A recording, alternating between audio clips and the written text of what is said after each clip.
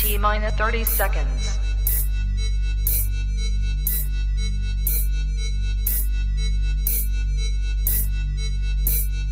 T minus 20 seconds.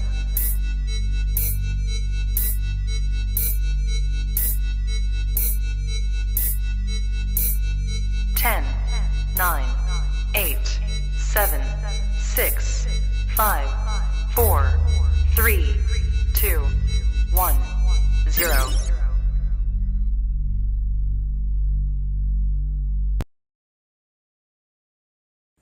Good. You ready for do more in the future? Trap Talk podcasts? Yes. Man, Only Trap Talk. Exclusive. Yes. Tell me. exclusive. Oh, So stop calling us. Rub the spot, get the club to pop. When I come up with the crop, gotta love it or not. I'm hot from the hop to the rub the spot, get the club to pop.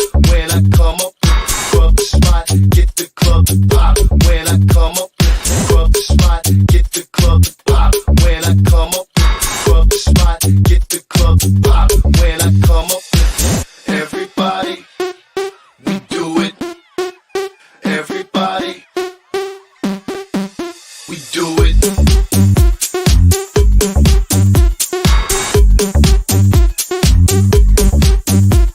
Do it.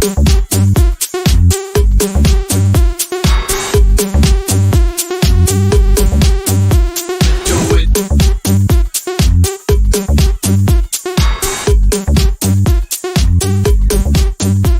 Do it.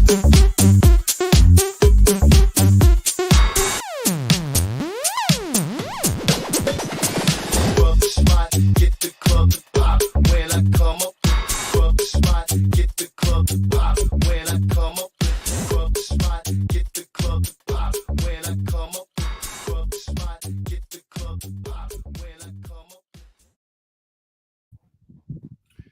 you are now tapped into the coolest reptile podcast in the world, Holy Lizard Session. Well, we're going to be talking about a lot today, man, but I'm so excited because right next to me, I have my man Andre, who's known as Herper Andre on Instagram and also known as Avian Behavior International. Is that correct? That's correct. What's going on, man? Thanks for How's it being going? here. Thanks for today. having me. I'm excited. Came down. First official interview. Yeah, you came down from Escondido. How it's, that's what, 20 minutes away? a little It more. was like 45, 50 40 minutes away. that's right. Yeah. That's right. Are you San Diego native or No, I'm actually from Rio de Janeiro, Brazil. Brazil? Yes. Wow. Carnival. I don't like soccer. What about that out of the jiu-jitsu? way. What about Brazilian I do jiu-jitsu? that. Okay, awesome. Respect. That changed my life, by the way. But anyways, wow. So Brazil. When did you come from Brazil? I came in 97. I was 24. So that was a long time ago. What a time to come in, 97. So you've seen a lot. You've seen America change a lot. Yes. Like a lot. Yeah. What was, I mean, obviously, you think things were a lot better in 97 when you came in versus how they Yeah, are it now? was, because one thing that really, well, first of all, I was also a professional skateboarder in Brazil, so California was Wow. the main Like pipe, like half pipe. Or street and freestyle. Okay. And I used to play in the ramps, but so we have this, image of California, the beaches and the boardwalk and all that. Right. And the first place I stayed in San Diego was Pomerado Road. Okay. Wow. And I got out of the plane and I got the bus to go wherever I was staying. So you drive through Mesa and all those industrial districts. It's like, oh crap, that doesn't look anything at all. This isn't like Like I Tony saw Skate- in here, yeah, that's where are the palm trees and the. Yeah. What the hell? But after a while, I met some guys. Like, hey, you want to go to the beach? Like, yeah, and they took me to like Ocean Beach, Pacific Beach. Like, oh, okay, Okay, this is I what know I'm those familiar. places now. Yeah. And that's the thing. People, for the most part, don't know how San Diego is. San Diego, like where we're at now, this is very like inland, where it's like farm. Yeah. Like, a lot of people have horses and shit where I'm at, Yeah. right? So if you were to fly in and come straight here, you'd probably be like, "Where's the? We have palm trees, but where's the beaches and stuff Yeah. like that?" Yeah. But the beach is only 20 minutes from Yeah. you. You know what I mean? It's That's what I love about it's San the Diego. best place. I mean, I've been in other places, around the world, and But in the United overall, what States. beats San Diego gives you everything. You know what I mean? Yeah, you have everything. It's just like animal life in San Diego is one of the best. Animal life. You can see. We have, I guess, San Diego has the most diverse species, I guess, in the United States. And you think That's what I demographically, like because of the weather we have and stuff like that, we The can just get weather away and the with it? geography and the Geography. coastal border with Mexico, which is like just changed the climate and everything. So there's some migration. The ocean and the mountains and. So when did first off, I want to say shout out to Andrew Acevedo. Andrew's a huge fan of you, man. Andrew was, great guy. Andrew was like, I'll tell you what, he's somebody who's groomed me. I mean, I was lucky enough to be introduced to Andrew when I first started and getting into like other things besides ball pythons. And anyone Andrew has referred me to, he's never steered me wrong. I mean, he introduced me to Forrest Fanning, who's no longer with us anymore, but that guy Forrest Fanning changed my life because of Andrew. So when Andrew tells me something, I don't ignore it. You know what I mean? Yeah. So I think I met you at what show was it at? Pomona? It was Pomona. Yeah. And he was telling me, he's like, dude, he's like, yeah. And it was my first. I mean, I've talked to him online many times. That was my first time actually, met him. That's funny you said, because it's a lot. Because Andrew, as much as he knows so many people, he hasn't actually met too many of them. You know, because he's young, but he's also now at an age where he's traveling and he's going and he's seeing these people. So it's really awesome to be a part of that. When I see him meet somebody for the first time and it's my time, I'm like, oh, this is great. So shout out to my boy Andrew. I do want to say, Andre, when did things kind of steer towards the animal? When you got into San Diego and you obviously got your feet wet with the skateboarding, how did animals get introduced to your life? Well, actually, since I can remember, skateboarding was like, I don't want to say a gap. It was a pretty fun time of my life. I did what between big chapter 14 and 19. Yeah. But animals, like since I can remember, my dad was a biologist and he worked for a state department in Rio called FEMA, which basically manages the relationship between population and environment. So his job, they had rooms and rooms and rooms of a bunch of rodents, just like we have here, to feed snakes. But there was for studies. So not just the rats, the mice, but have bats, spiders, cockroaches, everything that relates, between environment and population, because carry diseases and all that. Also, it's linked to the IBAMA, which will be you guys' fishing game here. Mm-hmm. So my dad actually was responsible for creating the Primate Institute in Rio de Janeiro, which basically brought the golden lion tamarin back from extinction. Whoa! Kind of like what you guys did here with the California condor. Basically, they went out in the wild, collect every single one that was left alive because there's only 20 left. Wow! Brought it in, and we studied those birds and so reproducing, captively releasing the animals. Basically, that's what we did in Brazil, in Rio, with the golden lion tamarin, which is basically a marmoset. Looks like a live golden lion, basically. If you look it up, it's pretty. What's it called? Golden lion tamarin. Golden lion. Yeah, tamarin. Tamarin. Yeah. So, wow. All right, and now you can see let me show them. this real quick, so people can see it. Because man, we're talking about monkeys now. I love monkeys, bro. I mean, my wife is terrified of them, but look how cute this thing. This thing reminds me of Lambert. Yeah. Look at that thing. Yeah. Oh my gosh. So you guys brought this. Your dad's responsible for bringing this back to extinction. Yes, and we were like a middle class family. We used to live in a house. An apartment actually. It was the first floor. We have a small service area, basically kind of size of this room. But I was like, I don't know, 2 years old. To me, it looks like a huge, area. And my dad used to bring from work those kind of like the rodent tubs you guys have here. Yeah. Nice, Right. So I had, I don't know, I don't know how old it was. I mean, like I said, since I can remember, I had a ton of rats at home that I was taking care of. We used to go out and, in Brazil, you have those like street vendors. Right. And because it's Brazil, the regulations, I mean, sometimes we're selling regular sliders, small. I always ask me, I have one of those. And you bought from me, and I was taking care of turtles. And I actually even had like a pet bat with a baby. A pet bat? Yes. Wow. It flew into our yard one day, and we had like just plywood against the wall. I don't remember for what, but it was just sitting there and just made that in our house. Ended up giving birth under that plywood. So we were taking care, just one, and we were taking care. So I was pretty fortunate, even though I was living like in Rio, which is a big city in Brazil, kind of LA here. Right. To really early age, have be able to take care of so many of those weird animals. I guess it did something to you from the beginning. I always liked animals. Always. That was like always my favorite thing to do. Never had an ambition of being a veterinarian because that's, I don't know, It's different. It's different. I like to take care of them. Because it's like you understand how some people are obsessed with the overall health of the human body, but they're not doctors. You know, you have people who like to be doctors, and I feel like that's a different passion, which we need both, obviously. You know what I mean? Now I'm curious about because based off what I've heard, you know, you have an extent background working in the zoo field.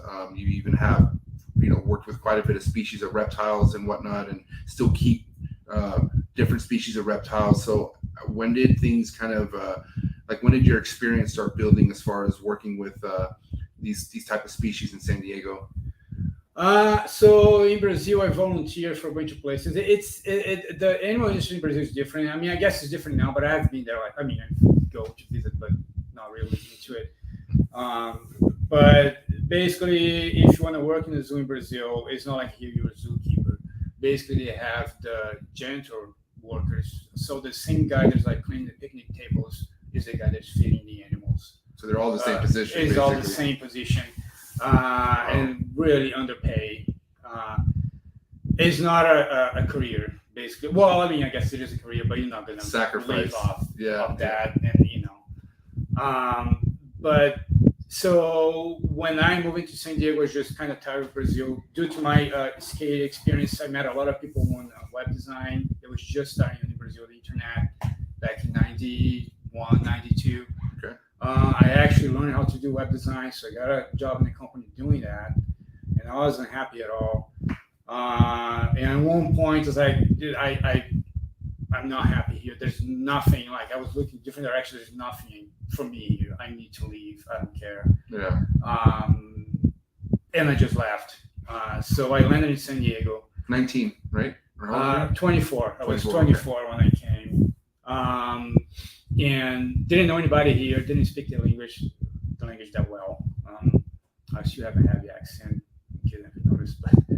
It's not bad. Brazilian, because I lived in Pacific Beach, right? There's so many Brazilians in Pacific Beach, and I mean, your accent isn't thick enough where I knew you were Brazilian right off the bat. I know Brazilian fucking accents, and I'm like, wow, So trust me, you're not that bad, bro. All right. Well, after 25 years, I basically do. But so I landed in San Diego, and I went through the whole process, applying for the paperwork and all that, because I knew I wasn't going back. Right. Not to Brazil. I mean, I at one point I thought about moving to Australia because the paperwork was like taking so long. It kind of looked Australia? Like it wasn't. Yeah, it kind of looked like it wasn't going to happen. Europe was another choice. I mean, anywhere I can just go and But if you did, let's say Australia did approve your citizenship, would have gone to Australia? You think? Well, I never tried. Oh, never tried. Never tried. I was waiting for my paperwork here, and ended up working out. But yeah, I thought about it. But yeah, I would go, and we just do the same thing. So when I, of course, during this, people either give like temporary visas and all that. And I had all kinds of jobs, like delivery driver, construction, even like personal trainer, some gym, whatever. But when I finally got my paperwork straightened out, first thing I did was start applying for the San Diego Zoo. Wow. It took me 3 years to get a position there. Because first, there's a lot of people that want a job there. Right. And second, and I will say, even as a kid, I remember. I mean, now I see it's way different. But even as a kid, I remember saying, "I wish I was working at the zoo." I remember, I didn't care. I just wanted to be around the animals. Yeah, and I mean, and to me, the zoo is just a overall a fun place to work. I remember as a kid my favorite thing to do was going to the zoo on the weekends. And I used to see those signs, only employees behind this point. And that was the coolest thing. Like, one day I'm going to be able to go through that sign, and But so the zoo, and it was so hard to get a job there because not because of the competition, but the wait. People just won't leave. Right. It was a kind of job that it's like a dead end job almost, because you have to. I mean, if somebody is only a couple years older than you, they're going to be there till they retire. And it's not, you have that number of animals unless you keep getting animals, so you need more people to take care of them. But it's different now. There's a whole new business mentality. It's actually easier now to get a job than it was back then. Right. But I finally got a job. I got a job at the hospital at the San Diego Wild Animal Park at the time. Today it's a safari park, and it was a part-time, and I never worked in a vet facility before that, and I had that idea it's going to be sad, all those sick animals, and it turns out it wasn't. It was very rewarding. I got a full-time eventually, and I basically got to touch every single species they have. I worked on everything, because everything at one point, either if it's just for a regular exam, or it's something that a new animal they're getting quarantined, so everything goes to the hospital first. Wow. Or at one point go through the hospital for, like I said, an exam or labor or whatever, broken leg. At one point they're going to be at the hospital. Right. And I got to take care of every single species we have, and probably every single individual animal we have there. It was pretty cool, and see all the procedures, the surgeries and what they do to fix their legs or whatever problem they have, animals on IV, and give us a whole new set of skills, because the animals, even the animals that people say, okay, this is a really nice animal, it will eat out of your hand, but now he's in a hospital, it's a different environment for him. He's away from his friends, he's in a different facility, he's sick, he's in pain, he's stressed out. Right. So you have to learn how, and sometimes they're on IV. So if they're on IV, you can't just, shift them to a different room so you can go in and clean. You have to go with them in there. Right. So we need a whole different set of skills to go in and, make sure, just read the body language and make sure, you're safe, then we're safe. He's not going to just jump and hit his face on the wall, whatever. Right. You need to restrain techniques, because the vets, I need to get a blood sample on that animal. I'm not going to give an anesthesia just for that. So I need to go in and make sure I grab it in a proper way, that less stressful possible. With these, not going to get hurt. I'm not going to get hurt, and the vet's not going to get hurt. Right? You need to come out with different ways to present them food, because a lot of them just don't eat because of the stress. I'm not going to eat, but they need food. They're sick. They need medication every day. What you do, you just mix with food, but if you're not eating. So it's challenging and it's fun, and it was really rewarding. Once you see that animal getting, full recovery and like living, and that's pretty cool. I mean, for the most part, one of the most common things that people kind of freak out over is when their snakes aren't eating, and I think a lot of people don't understand that even a few months to a year, a snake's not going to die if it's being hydrated and it's fine. Like, snakes, like an animal treat, like that. Remember, I was talking about that animal treat who came in, and I wasn't really panicking because I was paying attention to the body structure, her drinking, how she's perched. Yeah. She doesn't seem weak, so I wasn't panicking. So I would go maybe 3-4 weeks without even offering. Yeah. But February, where we were in July, about in July, about 6 months. In your opinion, I mean, do you feel like snakes crashing down in a new environment is almost a natural thing, like to where like almost a lot of snakes will stop eating, and it's okay to let that just kind of pass through? Because there's things out there that people are trying to come up with to make a snake want to eat. Like, have you heard of that stuff called it's called Da Vinci syrup? It's like something that it's like some sort of something that you put in the mouth with the syringe, and it stimulation, and it makes it want to eat. You know what I'm saying? I'm not saying I'm against that. I have plenty of people that I respect that use that. Yeah. I just don't I don't feel like they have that in the wild, so I resort to that. So I'm just curious what your opinion is overall with snakes not eating, and if you have a snake that's not eating, should you resort to that method of? Yeah. I mean, I've done it. No, I mean, I never heard of that, but it all depends. For example, if I'm getting a snake from you, right, and I know, You're good. and I know you produce that animal and it was eating on your house, whatever, and got to my place and it shuts down, then I'll just give it time. But if I'm gonna get a snake from a broker, and I try to avoid, but there's a few guys that I work with that I trust. Mm-hmm. But when you do that, you don't know what happened before it got to your place, right? For how long that snake was in the plane, or for how long that guy actually took the time to make sure that it was eating or hydrated or whatever. So I gave 2 weeks. If in 2 weeks he's not eating, sometimes even more. I like to give them something. I can't even get like a really small meal and maybe assisted feed, For example, like emerald, if if it will give like for example, an adult mouse, Mm-hmm. I would just get like a small hopper, just so go down easy. Don't have to push too hard, and that way another 2 weeks. Because sometimes that stimulates too, right? Because now I have Right. something in the stomach. If it's going too long without eating, usually I make a formula where I use Pedialyte, Critical Care, probiotics, egg yolk. What else I put it there? Baby food sometimes. So this is chicken. like a little formula that you make, Yeah. and you mix it all together. And I put it in a blender, put it in the syringe, the tube, and just So it's essentially almost the same thing as what this Da Vinci syrup thing is. Well, that's not to stimulate the appetite, but basically Just to put give it something nutrients. Period. hydrates and gives nutrients, and it's not something So it's solid. different. Okay. Like It's like a liquid diet. yes. Right. Like Yes, When, people, and- like when humans get sick. Yeah, and So we'll keep it down. I mean, if sometimes you force down a mouse to rat, whatever, Huh. and she's not ready, she's gonna regurgitate, or she's gonna have a prolapse, and that's safe.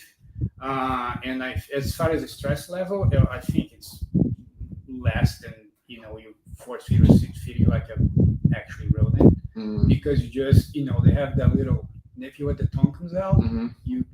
You have to know what you're doing, of course, but Right. if you put like some lube in the tube and just split right there, it just goes down super easy. You Wow. just get the syringe, goes down, and that's it. I had a group of emeralds that were not eating, so I got something to eat, and I was so busy, so much stuff going on, and 2 of them, there were no way they weren't doing it. And I finally called Harlan. Harlan Wall. Yeah. Shout out to Harlan. Yeah, that guy's great. Yeah. And I say, hey, they have they're great snakes, high white emeralds, like really nice, Northerns? big females, Northerns. And I don't have the time to do that anymore. There's too much going on. I mean, do you want to take over there? Oh, yeah. And I sent it to him, and one, I think after a month, he got them to eat. And the other one, up until this day, so that's 2 years now, almost, he's still not eating. And I was just talking to him, he's like, he goes, I was like, well, it has to be on their own terms, right? Right. I'm not gonna force. It's not eating, but somehow the behavior is good, it's maintaining weight, and the appearance is good. So just gonna keep trying. Wow. And maybe one day. But See, here's the thing with I this is just my theory on it, because based off what I've had more than a handful, Andre, because I got into this with the obsession of green tree pythons and emeralds, but then obviously United States captain born and bred, not only hard to find, but they're expensive, Yeah. And I didn't come from money, so I was like, dude, how? And then I saw imports where like, you could roll the dice. Yeah. And a lot of things were dying, and I had some sort of belief where I thought an emerald that threw up, regurgitation could be fixed, and it never got fixed. Every time I went a route, like, and this is what I would always do. I would always feed it a smaller meal. I would find the meal that was perfect where it wouldn't throw it up. And I'm like, okay, cool. But then it would stop growing. So as soon as I bumped up that meal, like basically whenever I went from a mouse to a rat, puke. Yeah. And first off, I've talked to many breeders to where like, that kind of, I don't know what your opinion is on this, but if a snake is already kind of weak like that, and your goal is to breed that kind of snake, even if it bounces back, I feel like it's going to pass down some weak genetics. Do you feel like do you feel like maybe that's not going to be a good snake to breed and just raise it up and let it live? Or do you feel like maybe these could be established where they go from this looking this bad to, no, they could produce a good, healthy litter? I think they could. I think it all depends on the animal. Yeah, it could be genetics, but also could be mechanical, like once they regurgitate once, or Harlan was telling me that. So once they regurgitate the first time, what comes out and create all those little cuts, on their esophagus and stuff, and plus the acid from the stomach comes out and just it makes it even worse. Yeah. And it's like when you scrape your hand, right. You're gonna scrape that scab. Mm. But if you constantly keep your hand underwater, it's going to be open. it's always going to be that wide kind of thing. It's always going to be open. That's right, because it's inside the snake is wet and moist. Right. So you have to give it time. But yeah, it's hard to bring them back when they do the first time. like I said, I was able to bring a couple back. But yeah, usually it's really hard work, and but I don't think it's genetics. I think it depends on the animal. Now, my biggest thing is, Andre, obviously you have a background where, I mean, you've probably seen people perform on getting animals reestablished. Like, you've had some sort of like coaching and understanding on what you need to do. But now we're in a place where anyone comes into the reptile game. Yeah. Like a fucking rock collector the other day, just said, I'm going to be an emerald tree breeder, and I want to get some emerald trees, right? And there's so many things that people don't understand. Like with the emerald trees, like they could be as easy to keep, but if you don't know what you're doing, you're gonna like good luck. You know what I'm saying? So my thing is people not really being prepared and not having the patience. You know what I'm saying? Because patience is everything with these. Like, I hate that people want to get into something because of the breeding. Where if nothing breeds in here, Andre, I'll still have this. I don't care. I don't give a shit about it. I don't want to say I don't give a shit about the breeding because I do. But if it doesn't happen, I don't care. Like, that room is for the breeding. That's all my money shit. This right here is the fun stuff for me. You know what I mean? But people out there, not that it's bad to want to get into breeding right off the bat, but I feel like there's so many things you should take care of first. One of them is knowing how to take care of a sick animal. How big of a believer are you with, getting things tested in that, having animals tested before you get them into your collection, right? Just basically the site of nidovirus and whatnot. Like, what's your take on that? If you can afford, I think you should take all the precautions, of course. Right. Again, and it's my fault. I don't do that all the time because, like I said, sometimes just which it should be, but I think a lot of people don't. Basically, from based on one getting the snake from, like, well, that guy is legit. Is legit. I mean, like, I just got a boa from Kyle Frost. Okay. I mean, that guy is the cleanest. I mean, his last name is Frost. That sounds pretty clean. We talk about boas and ball pythons, like here, Kyle Frost, and of course the reptile shop, Roscoe and Guy. Right, Roscoe's sick. Shout out to Roscoe. Yeah, so I mean, if you get something from those guys, I mean, it's coming from a good place. And you still technically test everything, but those guys like, I'll just, of course you're gonna, do the quarantine for a little bit, make sure everything's fine, but I won't bother to test it.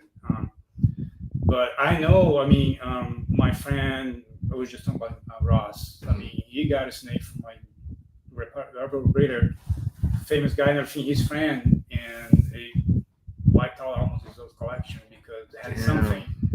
Emeralds or chondros? It was emerald.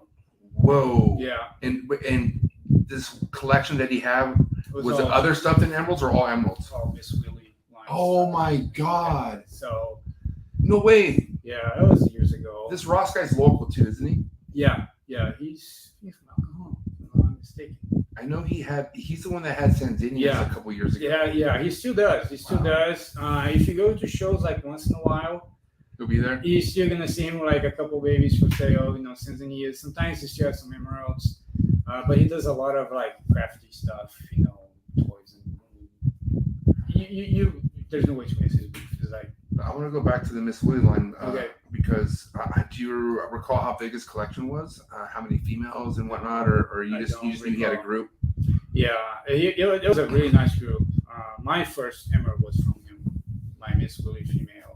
I got it as a baby, and I raised. I was just telling that story. Yeah. So you're 5 or 6. Yeah. You're female, right? Yeah. And the Miss Willie line, and you just sad story behind that. Obviously, she was about 5 years old when you bred her. Almost 6, yeah. And she was about a few days from ovulation or something like that. No, she was 40 days before birth. Before the due date. Wow, so much. About 4 months in. She died, and I felt there was like 10 babies in there. It was heartbroken. Oh, dude. I don't know what happened.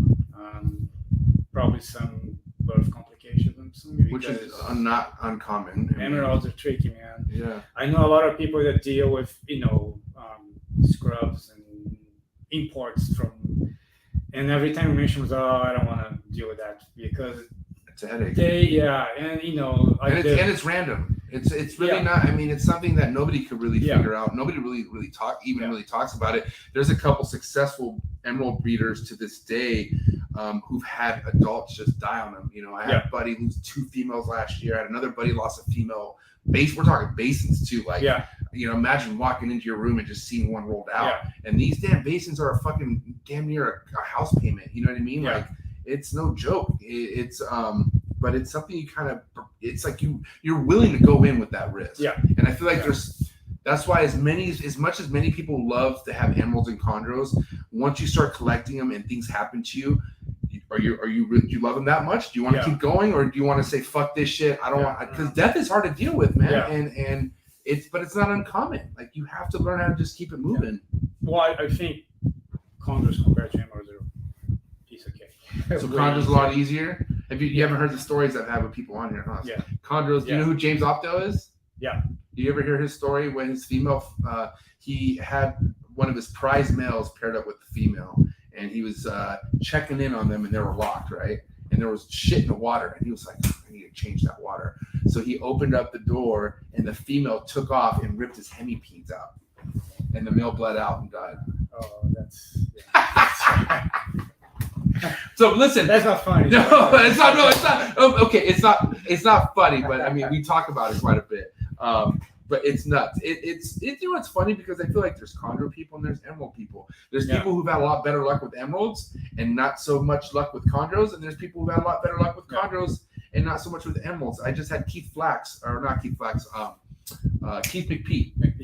Shouts to Keith McPeat. He's like, I'm an emerald guy, dude. Like, he likes breeding the emeralds. And then you have other people like yourself who's more on the chondro side. So that being said, obviously that situation, was that emerald that passed away, that Miss Willie line, was that your one and only time trying to breed emeralds, or did you? I'm not a mass production kind of guy. I have a lot of ball bites now because there's so many different morphs, so you have to have a big number. Right. Well, kind of a big number, but it all depends on what you want to produce, really. But I have a lot of species that I only have one pair. Usually I get the morph that I like the most. Let's say for them, hog noses. I had a pair of hog noses, anaconda, extreme red, double hex, and that's what I have. I don't need another 20, the tough belly, the Arctic, blah blah blah. I mean, I'll only get what I want. Right. And emeralds was just something new to me, and I just got that Miss Willie, and I got another male. The male didn't do well. I was always a weird guy. I'm not gonna say where I got it from because the guy was it importer? No. Okay. No, it was my friend. I mean, again, shit happens, right? It was just a weird guy. Every meal he started from the tail. Every meal, no matter every meal, what. Only eat live, and it always would start from the tail, and ended up dying from a twisted gut. He started getting swollen, and then I was like, damn. So I was soaking, was massaging and everything. Ended up dying, and I opened him up, and the guts are all twisted, and you see the huge fecal line just waiting to come out, and it couldn't come out. It was just twisted. Wow. It was unfortunate. I was actually, the day he died I had a vet appointment. I went to work, and my plan was after work going home, pick him up and take to the vet. I had a vet appointment for that evening, and I got home. He was already dead. So that guy is supposed to be the breeder, and he died the year she was ready. She was like 5.5 years old. Like, God damn it. So they got my reptile shop. They hooked me up with another male. Some customer was like, hey, this guy just showed up out of nowhere. He had a male, and I knew he wanted one, so here it is. It was a great male, really nice.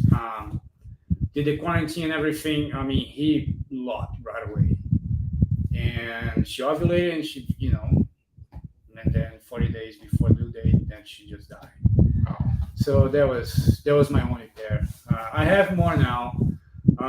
Every 2 years. So what I do every 2 years, once I make some money, with what I breed pretty consistently is ball pythons and Amazons. So every year Amazon tree boas. Yes, nice. Every year I always have those guys. So those are like your foundation. Yeah, and once in a while, I have the green trees, 10-bar pythons. I had them once, hog noses. I used to have a lot of cockseye, the bamboo rat snakes. So every year, every 2 years, I kind of rethink my projects, and I always get into either a new project, a new species, or a new mutation where a species already have, right?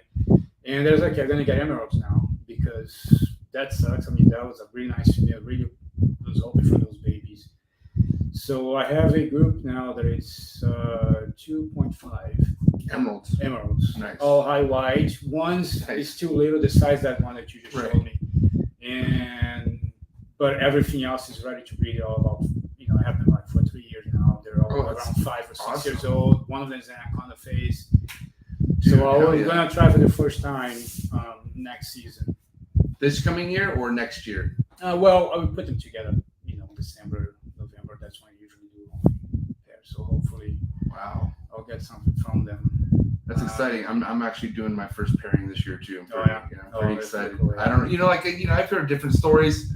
I just had my first boa litter, so I'm kind of excited to see what that was like. Seeing them drop live is pretty. Yeah. It's like, whoa, this is crazy. I don't know if I like an egg or the live litter better. I mean, it was kind of cool to have them just be born and put them right away. You know what I mean? Versus the egg, because the incubation, there's so many things can go wrong. You know what I mean? Yeah. Versus having the mom take care of it. But that's awesome. Yeah. So I'm looking forward to pairing up my emeralds. I mean, I'm thinking only because my boas went. I was getting a lot of action in October with my boas. So I don't know if maybe I should try pairing my boa, just seeing what happens on October. But it really matters when that weather change happens. Like we have that, all of a sudden we have like that heat wave that goes like San Diego, right? Like it doesn't get really, our summers don't really start until about August, right? And then September's really hot.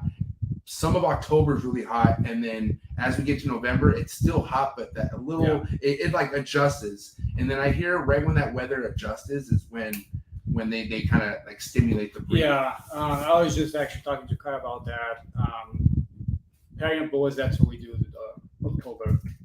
Definitely start putting together. Doesn't mean that's when they're gonna lock, but I never really have year-round breeding season for me. I mean, a lot of people do. Anyone from at least in my place, they tend to go every time the same period, same time of the year. And that's usually November, December when they start putting all together. Right. And that goes for the ball pythons, for the boas, for the green trees, Amazons, everything. It kind of goes together, right? Yeah. Because you have people who kind of get confused on when they should pair what species, but really it depends on when you're demographically where you're at, right? Yeah, there's a lot of kids into play. The only one that was actually getting different times of the year was the rat snakes, the coxsacks, those bamboos. Those are colubrids, right? Yes. Okay. I'm not good at colubrids, man. Maybe because I didn't give it up. Oh, you want to hear something that I did, Andre? So I had a pair of false water cobras. So really nice one. I had like a super hypo and a hypo. And they were about six years old, and I paired them last year, and I had a couple people telling me and they were locking, but they're like, oh, they're too small, man. Like you need to let them get bigger. And I'm like, all right. And so again, this year I had them paired up. They were doing the same thing. And I was just kind of going a different transition. I kept thinking about emeralds, and I'm like, I don't have that many colubrid projects anymore. I don't think colubrids are my thing. So I sold my pair to a good Patreon member of mine, and she laid.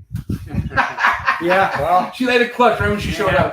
Oh my God. But let me ask you, now that I know that you do colubrids with the others, how are the colubrids, how are they implemented with the other projects? So are they exactly being paired at the same time as your other species, or or do you wait until it's cooler? Like, how does it work with them? Yeah, like I said,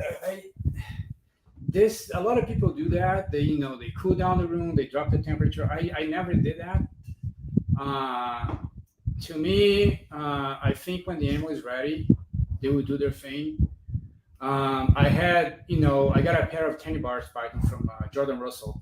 Shout out to Jordan Russell. Yeah, and again, it was one of those times that I was looking for new projects, and he just posted like, "Hey, dude, I want those." Jordan Russell's a big bird guy too. Yeah, he has a great collection of hornbills now. I've seen him in his backyard. And colubrids too. And colubrids. That guy always hit the ground running. I don't know how, but I don't know where it's like, I have all this and they're all breeding, and he got tags. He's really good at what he does. Yeah, bro.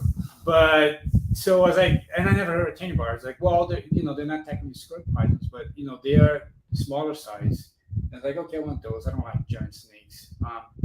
And I got those. The first year, nothing happened. I put them together, nothing happened. And I was talking to Roddy Grisco, big Amazon guy. Okay. And years ago, before that, he actually bred some barnacks. I don't remember what kind it was, but it was a big deal at the time.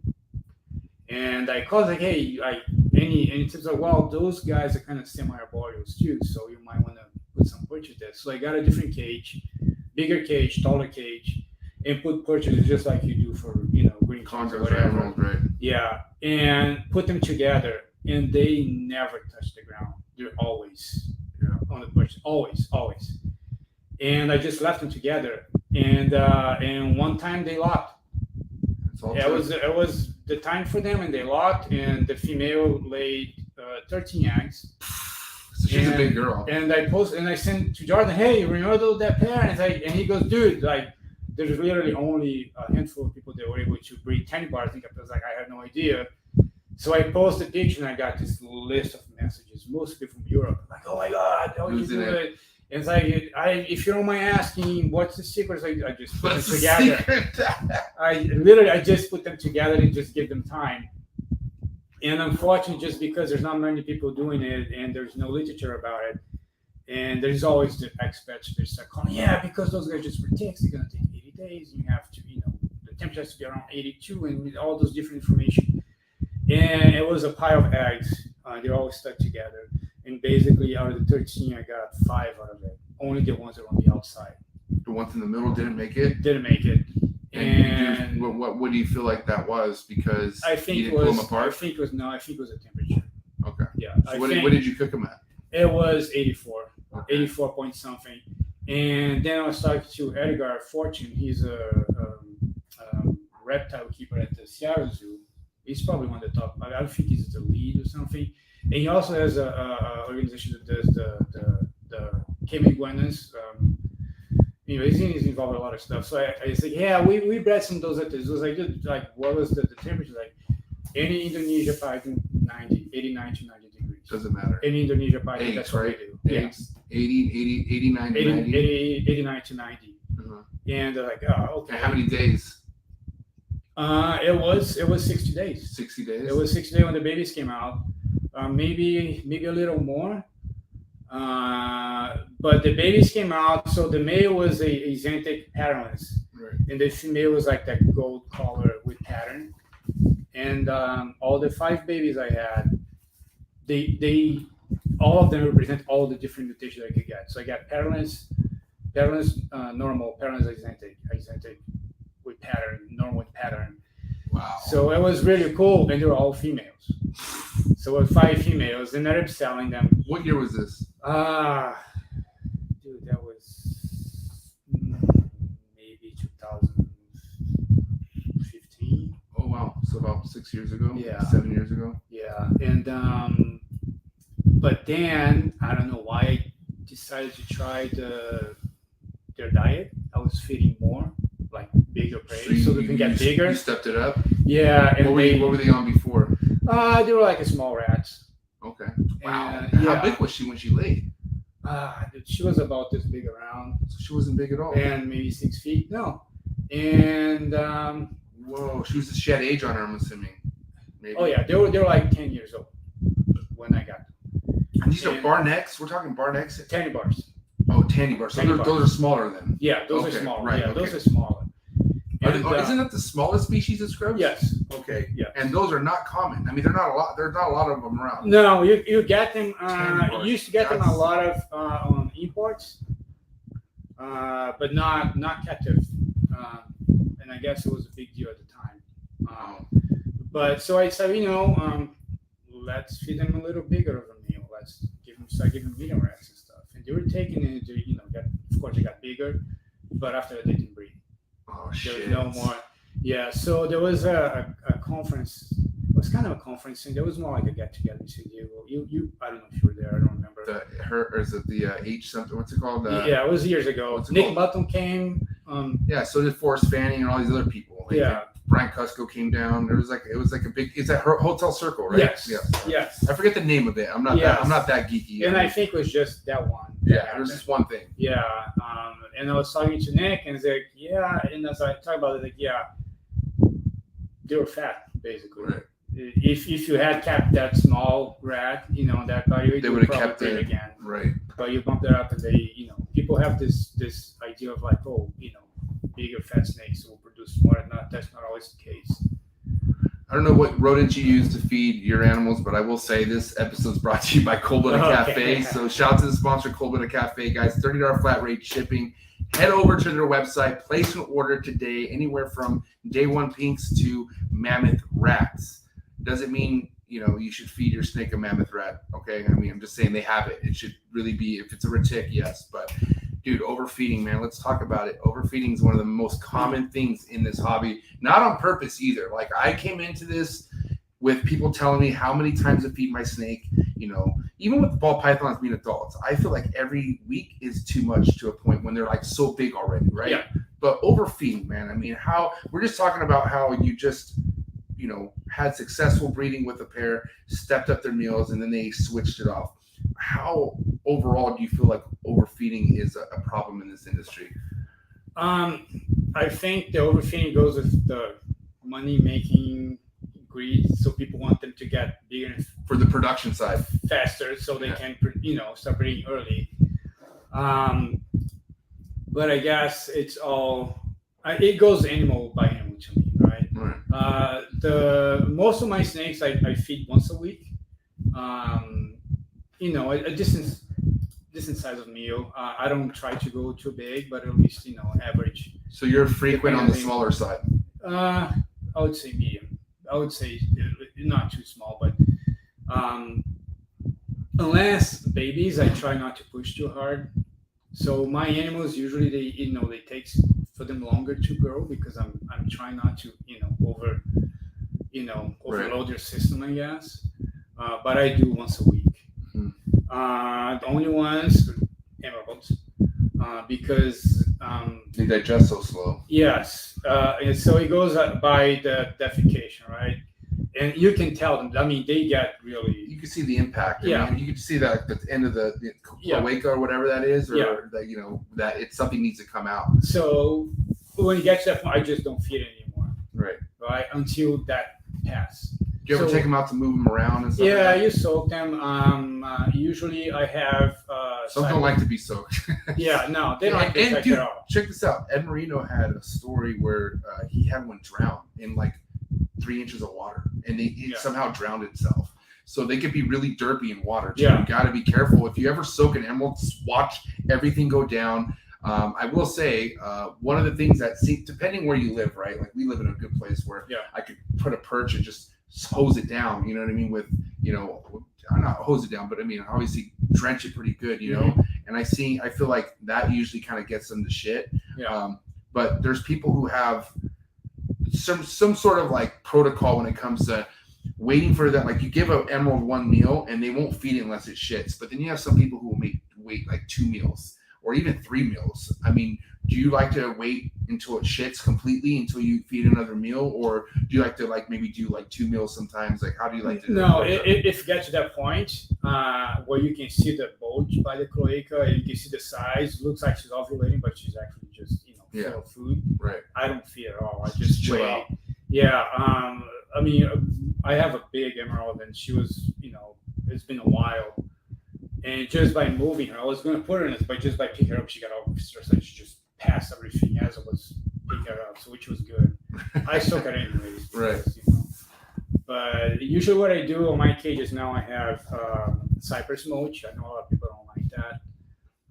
Something about digesting or whatever. But so what I do is just pour water over it. Just pour it down. Yeah, and the water goes down to the bottom and it soaks from underneath. Right. Which creates so at the top stays kind of dry, not dry, but not soaking. But underneath it's really damp. Right. And that creates a humidity, and right. and that helps a lot. Right. Some people like to put a big water tub inside their cage, and that helps. Right. Sometimes too. I mean, it's case by case. I mean, I feel like biggest thing for any reptile, as far as like, you have a reptile that's not eating, that's fine. I mean, as long as it's drinking, I feel like hydration is the biggest thing for any reptile, right? Yeah. So depending on the animal, again, I like to inject water on the rodent before I feed them. So you inject the rodent, so you just okay. Not all of them, but yeah, some of them I do. Through the mouth, or how do you or just with a syringe, syringe in the needle and just during the stomach. Wow. Yeah. Just a shot of water. I've seen that before for sure. I've seen that be done. Actually, I saw somebody do that with calcium powder, water and calcium powder. I do. Yeah, I do that too. I had a diamond. Again, got them as a babies, raised them 5 years, put them together. They bred right away. Female ovulated and everything. She passed 4 eggs, and then she got stuck. 10 eggs inside her. 10 eggs? 10. And it wasn't coming out. So Harlan, again, I called him. Hey, Harlan's the rescue. Yeah. What should I do? And he guided me through. Okay, well, that's what you do. And I did. Basically, the eggs weren't coming out, and so I had to just like get enough so I could see the eggs. So I was popping them, using the syringe to suck everything from inside. I can just use the forceps to put the shell out. I just saw that be done, bro. That is a pretty gnarly procedure. I mean, I see like basically somebody was holding the snake and they got the shot, the syringe, put it right in the stomach and like sucked out all the yolk basically. Well, no, what I did was not through the stomach. What I did, I gently. So my wife was holding the head and the other half of the body. So it's just gently pushing the eggs all the way to the cloaca, right? And it's squeezing. It wasn't coming out, but when you squeeze, it kind of it dilates. Yeah. And you can see the egg. So for that opening, then I will poke the needle and suck it in. So it wasn't as invasive as like going through the stomach. Yeah. And I got 10 eggs out, and she was fine. And so later I soaked her in. So you had to give each egg you had to. Yeah. And that saved the snake's life, I'm assuming. Well, it did for 3 months. And then it died? So a week later, I was like, well, let's see if she eats. And she ate. I offered her rat and she ate. She shed. She was defecating. She was eating regularly. She was doing everything to behave. Everything was fine. Of course, she was out of my breeding project. But to me, once that happens, it's done. I'm not going to try again. Right. And 3 months later, out of nowhere, she died. So I don't know, it was something else. I mean, it was probably something else going on. But I was talking to her, and it's like, well, usually with egg bound happens because of lack of calcium, right? Because these snakes have to accumulate the calcium. That's what happens. So now I got the calcium powder, and I mix it with water, and then inject in the snakes.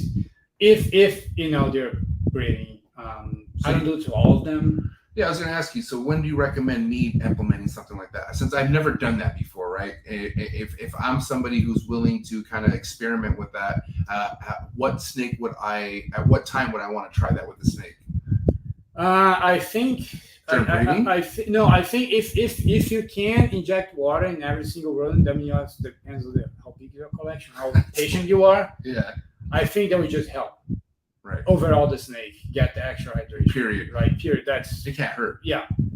The thing is, most of the snakes, they're nocturnal, or, I mean, they spend their lives trying to hide. Right. They're always in hiding. Right. Like some exceptions, but avoiding the sun, whatever. Right. But they still need that vitamin that sun provides, and they get that from the meal that they eat. Right. Because even though they're nocturnal, the rodent's not. So eating they have that vitamin E processed in their body. So when the snake eats a rodent, the problem is the rodent we feed to our snakes, they're in barns. They're barns. So they don't get that. Right. So there's their lack of UVB and shit like that. Right. So when you get that, I think it's D3 calcium, and you get it shot. That is one that is for monitors they're not exposed to. So they have that vitamin E added to the calcium. So that's the one I use. Wow. It makes a difference. I don't know. I'm not consistent enough doing that. I never actually cataloged anything I did a study. I just because I have another diamond python now that's going to go on breeding, and just because I was so traumatized because of that one. Yeah. So what I was doing to this girl. But anyways. So how many? What's the deal with your diamond python project? How many do you? So I have two really nice Gary Valley ones that I got from Todd Dyer. Okay. Oh, nice. One, both they're not visual starters, but they're starters line. Mm, So I have those two. They're ready to go next season. nice. And I have two babies. I got from Mike Roscoe. Nice. And I forgot where I got them from. And they are San Diego Zoo Cypress Creek Cross. Also starters line. I mean, the female is as small as she is. Sure, has a lot of yellow on her. It's really nice. And the male is a black and white contrast, so they're going to be really nice snakes. It's excited. So I have Exciting. those two pairs. And again, this year I got a bunch of new projects going on. I got a bunch of more emeralds, the condors. These two diamonds. Finally I got my female Bolins. I saw that. Yeah. How's it feel? I mean, you've kept Bolins before, or I have a male for 5 years now. okay. He's almost 5. Great. Like they are. I mean, just because they're so rare and expensive, you freak out for anything Yeah, that happens. That's right. And those guys, they eat and they defecate and they go blue like a clock all the time. And I even posted in a group once, like, hey, my Bolins like sheds every month and a half. Is there anything wrong? And of course, I got the truth. Oh, you're a snaky shed. Oh, imagine that. So I I'm just asking a question. Right. If you don't want to answer, that's fine. And Joe Moore came in, which I didn't know in Europe, but he's a big Chondro guy. He's like, yeah, that happens. They do. And I asked Keith, my P, and he's like, yeah, And I mean, the snake's doing fine. It was weird to me see a snake just shedding so often like that guy. Right. And also, I mean, defecation, is like a clock. Right. So they're really interesting snakes. He's my favorite snake. They're Not probably the most because it's a mysterious Bolins, snakes. but it's a real. They can't be figured out right now. I mean, I don't want to say no one could figure them out, but they're the ones that most people are scratching their heads about. It's just unfortunate, man, because like I have Moluccans, man, and I think Moluccans are just. I mean, they're. I don't want to say on the same level as. It depends how you look at it. You know what I mean? Yeah. Like a Bolins is a Bolins, but a Bolins is getting played out right now because of the pricing. I mean, they're making them so expensive, and it sucks because a lot of people out there deserve to work with these animals, but they can't because how many people can afford a $17,000 project? You know what I mean? I know. And that's on the cheap end. Like if you're getting, a lot of these imports are starting at like $10,000 right now, and it's like, and what can you do? You can't do nothing about it. You know what I mean? So I was lucky enough. I found a female. Unfortunately, I have to wait another 4 years, 4 or 5 years. Right, but to that's put them fine. together. That's fine. She's a great animal. right. Eating right away. I got from Iris Young. Iris, shout out to Iris. And she's great. She tested everything. Where's Iris from? I think she's Oklahoma. Oklahoma. I think so. I gotta get Iris. I need to get her on the show. She's a great person to deal. She's pretty gangster with her shit. I know from what I've she's heard. really good. Yeah. So I'm really happy now that I finally have a pair. I mean, I know those guys, to breed, they need like another male or whatever. So Treat like the three, the like 2 male to 1, just for the combative type thing. Yeah, I think there's ways to go around that. I don't necessarily think you need another male. There's ways to go around that, but. I mean, I think it's kind of like where it could help, but I don't think it lies on that. You know what I mean? Yeah. I've had plenty of kind of thoughts about that, where like, oh, so you need 2 males. I'm like, well, that isn't it. You don't think you need, and probably create some stimulation if there's another male. I mean, one thing that I've done, but I also don't know for sure, is leave the shed of another male in, and a male that's not locking will start locking. But it comes down to like, how do you know that male just wasn't ready to? You can also put the shed in the water, let it sit for a while, and just spray the water. Right. There's ways to go around. Let's talk about how chondros is more of your bread and butter. I mean, as much as like, man, I'm loving the emeralds because obviously my chondro record isn't the greatest with breeding, but I feel like it's part of the process. But at the end of the day, I will never stop keeping chondros. I love chondros. What was it like when you approached your first breeding project with the chondros, and what was your first clutch like? If we could kind of start talking about that.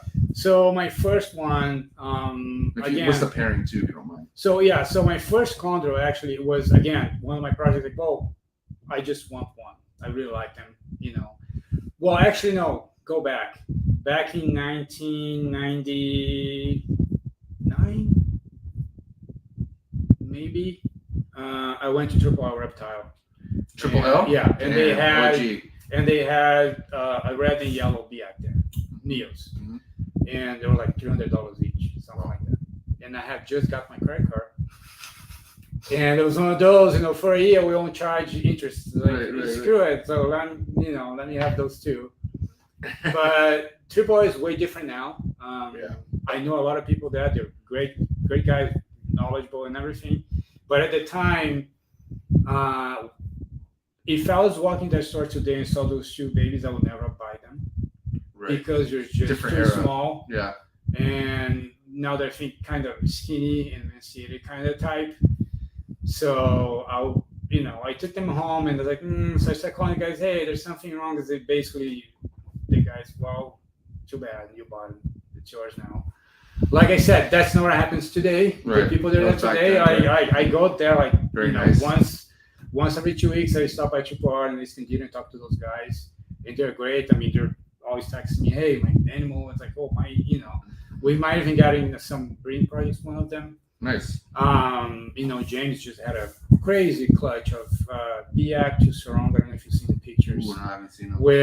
I never seen the pattern on those babies like anywhere. Does he go by San Diego Reptiles? San Diego Chondros, SG Chondros. Dude, You seen that? Yeah. hold on. So I was like, dude, that guy. what the hell are those babies? They're like, I don't know, but I'm gonna keep all of them. Yeah, you should. This guy right here. Yeah. You know this guy? All right, you need to tap me in with this guy. Yeah, I like he's this guy. really. Because it's funny. Like I was like, where the fuck did this guy come from? Somebody's like, hey, this guy's in San Diego, and I'm like, yeah. I was like, I've never even seen this name before. And No, then I this look is and I'm like, damn, dude, this fool has heat. No. Like, look at this guy. Kinda, I'll have to. I don't want to be rude, guys. I'll share it with you guys so you guys can see. So shout out to the native homie right here, James O'Connell. I mean, I don't know who he is, but hold on. First off, go give him a follow on Instagram right now. San Diego on the Mac, baby. But yeah, dude, look at these, bro. Yeah. Oh my lord, this is a dream right here.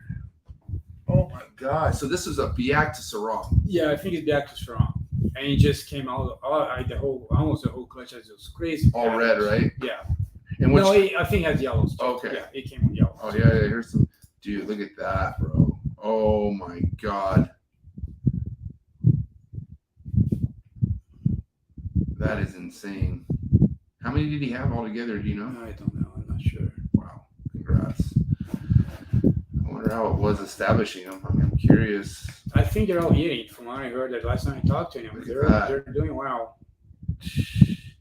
So, I mean, here's the thing, man. I've talked to plenty of people, and I don't know. Do you think it is 80% luck, 20% skill? Do you feel like it all comes down to luck when it comes to breeding these chondros? I think, even though there's a lot of people doing it, I don't think we quite got figured out yet the incubation process. Mm-hmm. What's your incubation process? So, following my Edgar told me, any Indonesia species of 80, Python, 88, 89 to 90. And I had a separate incubator for the other species because I have a big incubator for the ball python. So there's always 89. Just like mine, right? Yeah. And I started just putting everything in there. Mm-hmm. But I also had a separate one, for animals that need less cooler temperatures, like hognoses, So my first Chondro clutch was one of those green styrofoams. Oh yes, the Zoom Med ones. Zoom Med ones. Yeah. Wow, that was my first. Yeah. Dude, my eggs went to shit in that thing. It was so quick. So I hatched my first Chondro clutch. How many? 15 maybe eggs, something like that. Wow. And I got, I don't know, 10 babies that hatched out of that thing. And then to me, the hardest part of the chondros is just get them to eat. I don't know why. I had friends that were in my place, and I just had this clutch I had for a month now. They're not eating yet, and I just gave one of them to my friend, and he took it. I'm like, hey, you just ate. It's like, ah, crap. I mean, just sometimes because just that move. Yeah. You know what I mean? Like, I have people who literally put their snakes in a box and go drive around their house. Yeah. And Yeah, it works and- for and- breeding and eating, and like I guess You know what I the, mean? the Like, traumatized effect, I guess. I've had plenty of people literally almost give me a snake because it wasn't eating, and it gets here, I leave it alone, and I'm a big person at looking at behavior too. If I open a tub and it's like this, Yeah. oh shit, it wants to eat. Yeah. But if it's just like, then I'm not gonna. Yeah. I'm just gonna leave it alone. If you know, keep trying, it's gonna stress if you you keep out. trying when a snake is curled and you're just like, hey, Yeah. like, dude, like it's not ready. Like that emerald. I stopped trying. Like I was trying every 2 to 3 weeks, and then I just stopped because it was always perched. Mhm. And then the night I fed it, I came to close everything down, and it was S position. And I was like, oh wow, like, and I was tapping on and it was like, and I was like, oh, wow, I've never seen this from her. Yeah. So I tossed it in, and she was like, and I was like, come on, eat it. And I was like, I just walked away. Yeah. And then I woke up the next day, gone. So. That's a really good feeling. Dude, yeah, it is a really Yeah. good feeling just because, as much as these snakes will be fine without eating, it's more of a peace of mind. You just want to eat. You want them to succeed. But yeah, the Chondro, so the incubation process. So incubation process. Another thing that I see a lot of people doing. Well, to be honest, I don't even try, but I don't know how they would do that. They have those eggs perfectly lined up. To me, is a big ball, and I cannot get them attached. I think because it's a timing thing. Yeah, you have to do it pretty much too. within 30 minutes of Yeah. their laying, because they do calcium, like they calciumize pretty quickly. Yeah. And they are pretty hard to rip Yeah. off. So I don't even. I know some people try and have the little thing you can like The dental floss, floss, and yeah. I'm not. But you just rather because a lot of people just keep them all together. I just even ball pythons. Yeah. It goes the way it is. That's how it's gonna go. So yeah, I have then my second clutch. So I only had one pair of green trees I ever bred. It was my female I got from Dale Jew. Still to this day, it's one of the best snakes I have. She's a blue line surround from a Greg Maxwell PNG Mike Face Whoa. to a surround from Rico Alder. It's a great snake, and I was just talking about that. And I got a male from High Plains. It was a Cycloptopter, and that guy will breed anything that moves. I love I got 3 clutches from that pair. And the other green trees I had, when they finally got to the age, I had another pair. Yeah. So I had another pair, which is finally got to the age to breed, but I never actually got to breed them because I trade some of my green trees. Actually, some babies from that clutch. And from the previous clutch, I traded for my Bolin's male with some money involved, but it was tough move, but you got to do it. Yeah, and then because our ranch is growing, they even behave. We have people there to visit, the tours and everything. I got the opportunity to have a T-positive albino water monitor. Wow. And at that time, they're like $8,000. Right. And the guy said, well, I will take the Chondros for that guy. And I said, well, I have the pair I want to produce the most amazing babies, which is female from Dale and my male from High Plains. And I said, you know what? That's fine. Take the babies from this clutch. I held 2 back because I can produce more. Right. And this other pair here that I just have. Yeah, I just have. I was really excited for that. It was a high yellow pair. I was like, and I was going for that phase where I was rethinking some of my projects, and I trade everything for that lizard. It was a great lizard, but right away I saw there was something wrong. It was kind of limping. Oh shit! And it's like, and I said, hey, there is like a little scar between the shoulder blades. And, oh yeah, it was a baby. It got stuck between rocks. It's just a little scar. But that's fine. But what 4 months? 4 months after the animal just crashed. What? So I took to the vet, and he's like, well, there's a pretty bad infection going on, and his joints are messed up, man. So he took X-rays and had arthritis everywhere. Wow. And how old was the lizard? It was maybe a year old. A year old with arthritis and everywhere? yeah. So, and right where that scar was, all the joints on his neck were fused. Oh my shit. So basically, as he was growing, that was putting more and more pressure on his spinal cord. So he was losing all his movements. Right. And it was just sad to see that guy. He could not, how they eat like gators. He couldn't do that. He only could move his head sideways. So he was getting, I would feed him and he would get the stuff and he couldn't do it. It was so sad to see, his frustration. So at one point he learned he would get all the way to the cage to the wall and put it against the wall and we would just help him. But it's like my vet said, he's not going to get better. Here, what's going to happen? And my vet is a really good vet, reptile vet. He said either he's going to stay like this and he's going to learn how to acclimate and adjust like he's doing using the wall. Right. But most probably it's going to get worse.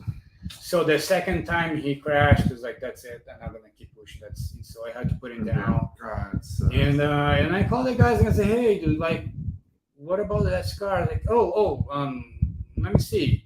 And there was a completely different answer. Right. Oh, it was a fight with the one that was like, see, that's not what you told me. Somebody told me at first. The monitor came from somebody else, and there was a broker in between. And I tried to keep positive. Okay, so this broker is still my friend today. There's a guy that I respect and I like. I'm not going to mention his name. I don't think it was his fault. I don't think he knew. Just a middle guy. Yeah. But the guy that came from, that guy knew. But the guy, but he wasn't one. He wasn't the one you traded the Chondros with. No, I traded with this guy. Yeah. But 6 months later, at this point, all my Chondros are already gone. What do you mean? What do you do with them? Well, sold them. Oh, so you flipped them all to someone else?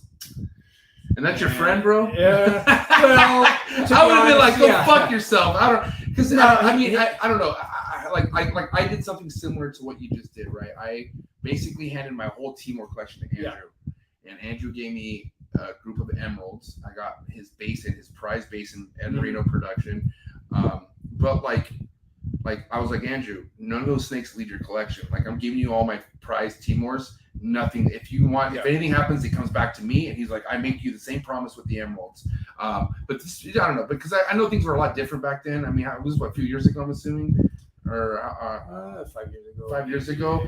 And I just feel like the way things are blowing up right now, Andre, like, it's getting popular, but it's real trendy right now.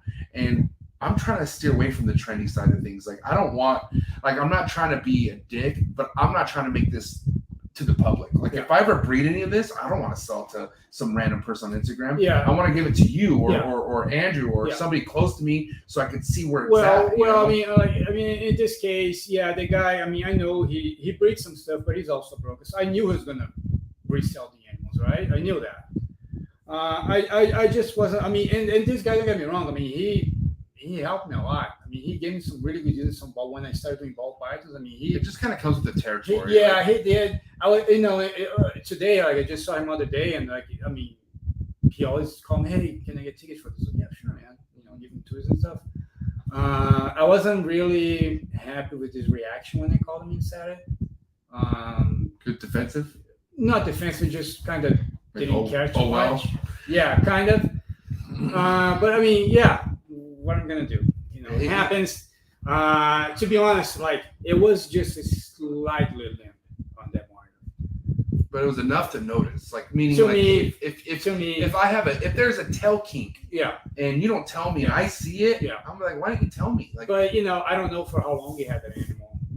I don't know. Yeah, so. I'm not your boy. I'm not trying to. If you go to Morph Market now, one of those babies are there now. One of what? The Chondro babies? Yeah, as a selling being sold as a designer. And if you look at the description, it says it was bred from some guy at the San Diego Zoo. I'm not sure exactly the crossing, blah, blah, blah, blah, blah, blah. And I got a bunch of people calling me, hey, is that your name? I was like, yes. Should I pay that much money? No. How much does he have it for? I think it's $4,500 now. Oh my God. What a sick anyway, bastard.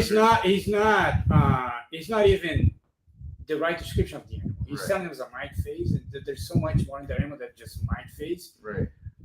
And just to put bread for some guy at the San Diego Zoo, and some people call me, hey, it's like, do not buy that. I mean, it is. How old is it? It's like 5 years. Now it's like 4 or 5 years. Female old, or male?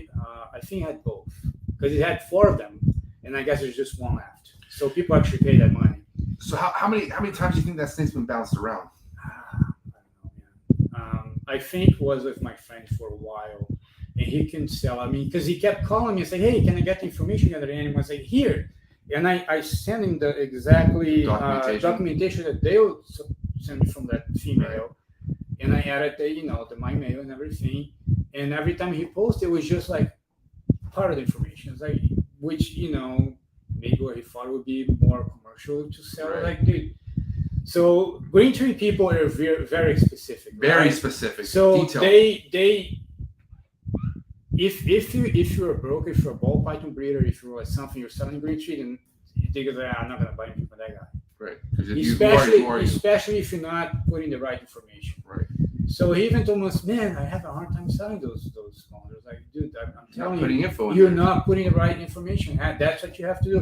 So I guess after a while, the ones he consoled, he went back for this guy, and he's selling now overpriced, like he does all his stuff. Who is this guy? You don't want to say? Nerd. Huh? Oh, Nerd. We're talking about Nerd. Yeah. So it's overpriced and wrong information. And people like but that makes sense why no wonder they don't give a fuck. Like it's like Nerd has so much stuff going on over there. I'm not trying to bash Nerd at all. I'm just saying, like, I mean, God, that's unfortunate. And I said, look, if that snake was with me today, I would, first of all, I won't be selling for that amount of money, right? Right. Well, I don't know today, the price changed so much, but I think it's still too much. And I'll say, yes, it's a great bloodline, great genetics, unrelated parents, and my collection is clean. But once gets that guy after 4 years, I don't know what's happened in between. Right. I don't know how he keeps his stuff. Because I wouldn't pay. I think it's overpriced, and I won't give them You want to know what I'm more concerned about? And this is nothing against Nerd, but I mean, fuck. Call for what you want it. I guarantee that thing has Nido for sure at this point.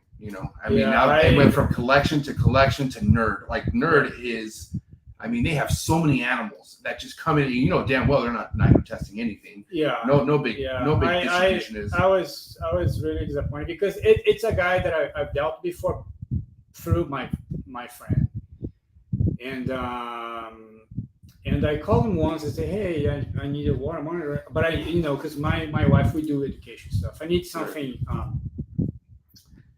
I need a socialized one because I want to use for education. Right. So it has to be a social one. Blah blah blah. And he goes, okay, I have this guy. He's like, fine, I'll take it. And the animal came to my place. He wasn't as social as And I said, okay, he just came in. I'll give it some time. And but anyways, so I was like, hey, dude, like, what's going on? And he goes, well, you have to keep in a cage at eye level. You can have to hold above your head, and you have to be like, look, that's not a social animal. Okay? A social, I told you, was the intent of the animal. An animal that is only social for like 2 minutes under certain conditions is not a social animal, and it's not working out. I mean, I can't get this animal out of the cage without him freaking out. Let's do this. We've done business before. Keep my money. I'm sure eventually you have something that I want. It was like he just stopped responding to my messages, and it was like, no, I'm done with this guy. Anyways, that was my experience, like directly with Nerd, which was like, okay, I'm done. I'm not. And after that, I saw a bunch of. Anyway, I don't like to go in and trash people, so I'm just going to stop talking. No, I feel you. But at the end of the day, some people should avoid this kind of situation. It was just unfortunate because it was a situation. It's like, okay, that's fine. This is not what I'm looking for, even though you thought it was. I'll send it back to you, and later, he just, instead of like yes or no, just did respond. It's like, yeah. So, and this is something. So, it's kind of been the topic of conversation within the last 3 months about big breeders doing this kind of thing to where, like, what are you gonna do? You know what I mean? And like, I mean, you have enough going on where you don't want to spend so much energy fucking fighting with this person. Yeah, because like when you get an animal like that, it was $1,000 at the time because it's socialized captive bred animal. Right. But if I have to put all that work on to socialize, I mean, I might as well just pay $200 for a import one and do the work myself, and at least I save $100, Right. And I was like, whatever, dude, that's fine. Animal is a nice place right now. Matt from Pet Kingdom. Oh, shout out to Matt. I know Matt. Yeah. Oh, yeah. Shout He out helped to me find a good home for it. Happy now. Cool. Doing whatever he's supposed to be doing. So as of right now, there's no chondros in your collection, right? there is. Oh no, there is. Okay. There is. What's currently in your So collection? I with chondros? still have my female from Dale Jew. The Greg Maxwell one? The Greg Maxwell PNG. The proven breeder one. Strong. I have that one. I have one of her offsprings. They're still with me. Which is crazy because she hadn't been with the male for almost 2 years, and I noticed she wasn't doing well. The skin was really dry. She wasn't eating, and she's a really good eater. She wasn't eating. She was kind of dumb. It's like, oh crap, but she wasn't showing any signs of respiratory infection or anything. It's like, what's going on? So we're soaking her. And one time I came home and she was behind the water bowl. Like before? Bro, yeah. And I was like, oh crap, she's dead. And I touched her and there was no movement. Like, shit, she died. Uh-huh.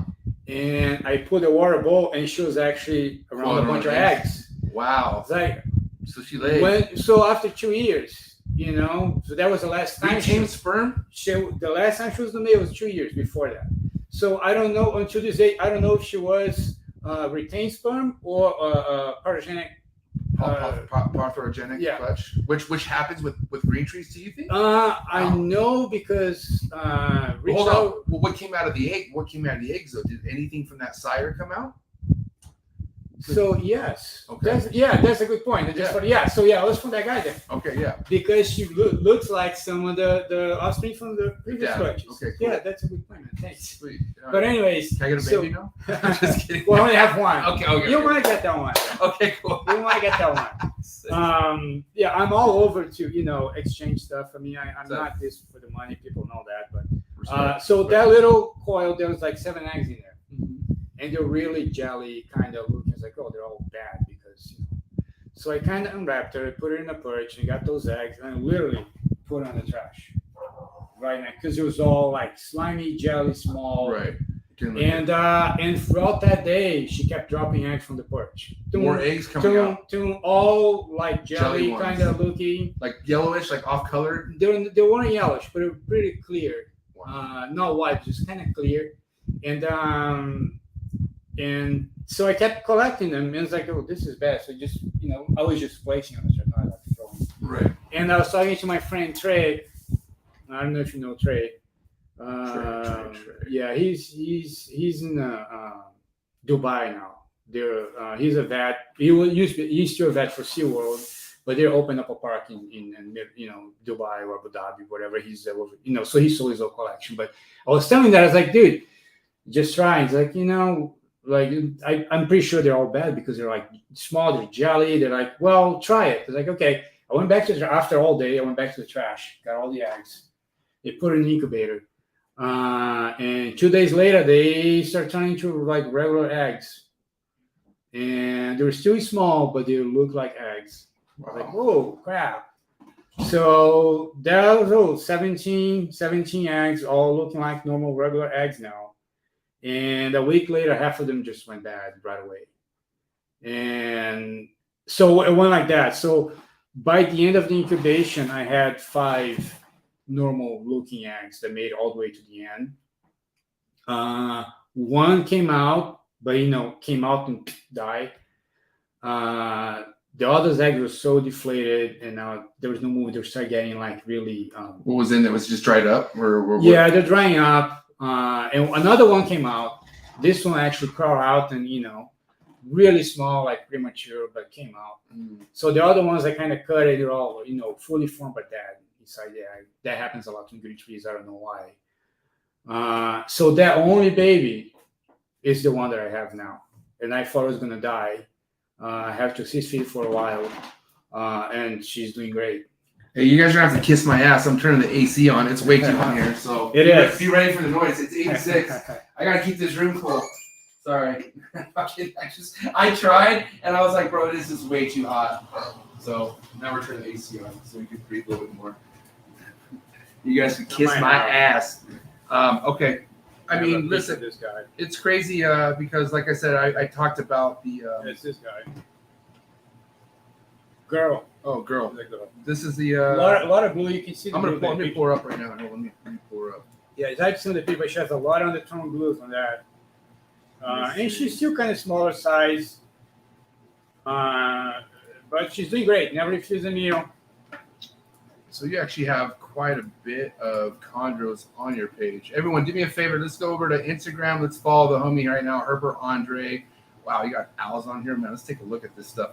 So this is what we're just talking about right now, right? So this is the Greg Maxwell PH. So that's the offspring. Right? Offspring. Yeah. Okay. Oh, this is offspring. That's the one, the only one that Oh. came out of, to survive that clutch. So, Okay. so I have her mom, I have her. The male ended up got a tumor in his hemipenis and ended up dying. I mean, I took a value with the surgery, removed those necrotic hemipenis in there, and it was removed. But then he prolapsed the other one, and it was sad because again he's still eating, he was still passing urics and everything, but the body condition was just going away. He was getting dry, skinny, even though he was just like, yeah, so I took the value, we put him down. Right. So I have those two. Those are my designer ones, and I just got a bunch of new ones because I want to get it back into chondros. So I have a pair of Manoquaris, I have a pair of Japira, I have one Cyclops. That's These are the- Manoquaris one. And they're paired up right now. I there's a paired lot up. of- They lock up, but nothing Man, came these are out. some nice ones, bro. Yeah, they have a lot of blue. You can see from that picture. But I have a pair of Japiras. I have one Cyclops. I have one Aru, and one Biak. This is the. So yeah, so that's my female blue line from Dale, and that's my male Noquari. I put them together there just to see. And she actually ended up laying 17 eggs this season, but they're all slugs. She laid 17 slugs. Yeah, which was from that male hemipenis that was necrotic. So Oh, even though it was shit. necrotic, I didn't know it was necrotic at the time because there's no signs. Right. He locked, and after copulation, he developed this huge swelling around the colic area. Right. And that's when I thought it was a tumor. I took it. I was like, oh, I have to cut him open. So it was like a necrotic hemopenia. So I think that's why it was 17 slugs. It was, unfortunate, but. So let me ask you, since she gave you 17 slugs, I mean, she's back on food, everything's Yeah, so she's great. is your plan to try again this year, or do you feel like you would give her a break? Like what should anyone do in this situation? So since I have, I don't think we'll do it anyways, but especially now that I have so many others, I Right. will just try my other females that I have now. and just let her chill for a little Yeah, bit. so I have, for next season, I have a Manoquari female, and I have a Cyclops female. Nice. And I have a male Manoquari, I have a male Japira. The female is not big enough, but the male is to Right. breed. And I have a male Aru, which is like one of the nicest Arus I've ever seen. I got it from Switkowski. Yeah, like right there, that male right there. So this guy, man, like Yeah. he could either do something that will change your collection for the good, Yeah, or he could do some fucking damage. I know the. It's so bittersweet with I that know guy. that Like I love it. At the end of the day, that's my boy, and I love him. I have a good relationship with him. I mean, I don't talk to him no more, man. I haven't talked to him in a long time. Like, he's. I've done a lot. You understand? Half my chondros, if not more, are from him. Yeah. Beautiful chondros. He. But half the stuff that are in my freezer are from him too. You know what I mean? Yeah, I'm not gonna say I had a bad luck with him. I'll tell you this. Twice I bought a snake from him, then ended up not shipping because of and he was whatever happened, but he was honest enough to comment. Hey, here's the deal, man. He just regurgitated. Do you want him to send a new issue? It's like, no, I don't want to deal with that. And it's like, okay, I'm gonna refund your money. That's it. So twice I had this problem with him. Either one the snake regurg and the other. It was a time of COVID. It was storms coming in. It wasn't getting shipped. And I don't know what happens. Like, dude, whatever. Just I'll just refund your money.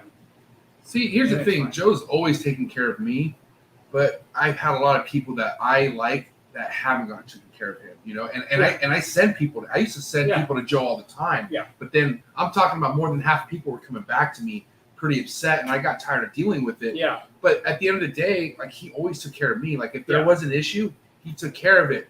But the biggest reason why I stopped messing with Joe is because I have stuff so dialed in where it's just not worth it for me no more to add something. Like, you know, even adding those import emeralds was, I mean, they're in that room for a reason, but I don't want to add, I don't like, it's like, I don't want to deal with that shit right now. Yeah, well, but yeah, so here's the thing with Joe. You can say whatever you want, but he will fix it. Either he's going to send you another animal, or he's going to refund your money, right? Right. And that's important to me. Yeah, sometimes it sucks. Like I said, I was waiting for the snake, and it wasn't getting shipped. And finally, like, dude, what the hell, man? And he's like, you know, I'm busy. I have a lot of stuff to do. I just want to refund your money. Like, that's fine, you know. And I was like disappointed because I really want that animal. But you know, he refunded my money, and later I was like, hey, he sent me a message, hey, I have this one here. Do you want it? It's like, yes, I want that one. And it came in when it's supposed to. Right. So yeah. What's your because you gotta understand, like I was talking about Andre, a lot of people are new coming into this, like because how popular it's been and whatnot. A lot of people are coming into this and spending money on animals. But anyone out there who gets fucked over, what do you recommend anyone out there who gets fucked over? Because it happens, right? So but I'm just curious what's your opinion on it? Well, what do you have to say to them? Even though I'm not doing this right now, you notice it's like I'm not gonna mention anybody. Right. Names I'll end up mentioning one, but first of all, try to fix it, right? If somebody sees the wrong animal with that animal, whatever, it's like, hey, what's going to be like? This is what happens, you know? And it just happened. Like, that's not what we agree on. If the guy fixes, it's fine. Maybe it's your choice not ever dealing with that guy again. Right. Or give the guy another chance. That's up to you. But like I said, it's a fucking problem now. You know, twice. And it's like, okay, so no, I'm not doing it ever again. Right. And if people ask me, I'm gonna tell them not to. Right. But I don't know, man. I feel like the way you support somebody is paying money with them. Like, you're supporting them with your dollar. I'm really loyal to my people. Like I said, if I want to get a boa or a ball python, I'm gonna go to either Kyle Frost, either Reptile Shop with Roscoe and Guy, or Rick McCall. Yeah. You know, those are the guys that I know. So I mean, Rick doesn't have a boas, but he has a ball python. So. Right. So I'm kind of loyal to my people, and I will refer them to other ones. Like Harlan is like every time it's like, oh, should I get an imported one? It's like, well, there's always a risk, but here's the guys that you can trust, right? The ones who will. Because here's the thing I like about Harlan, he likes to help people. Like, he will spend the time with anyone on the phone. Every time I have to ask if that guy, I have to clear my schedule for like next. Because he does not want to stop talking. He's gonna go, and then There's no quick conversations with Harlan. No, but you will get information. Yeah, you're gonna get an answer. And I don't know, man. That's the best advice you can do. Like surround yourself with people, good people, right? Yeah, people who want you to do. Once you make a mistake, you get the guy out of your circle. Yeah. And you let people know what it is. Not the guy is a trash, whatever, but this is what happened to me. Yeah. And let them be the judge. That happened to me, and that's why I'm not doing the guy anymore. It might be different with somebody else. Right. But that's me. Yeah. Right. If you go to Fauna, and I don't know what it might be like 4 pages now, or people just trashing me. One of my first flights of Chondros, I got a super nice baby, and I put it for sale from that female. It was like $2,000 at the time. And this guy contacted me, hey, can I see a picture of the parents? I said, yeah, here it is. When's the last time you ate? Here it is. Okay, can I'm going to use my company's credit card, and now can I pay 4 payments of $500? Yeah, that's fine.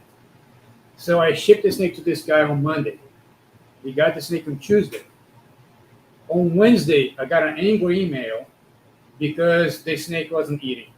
For the price he paid, that snake should eat that day.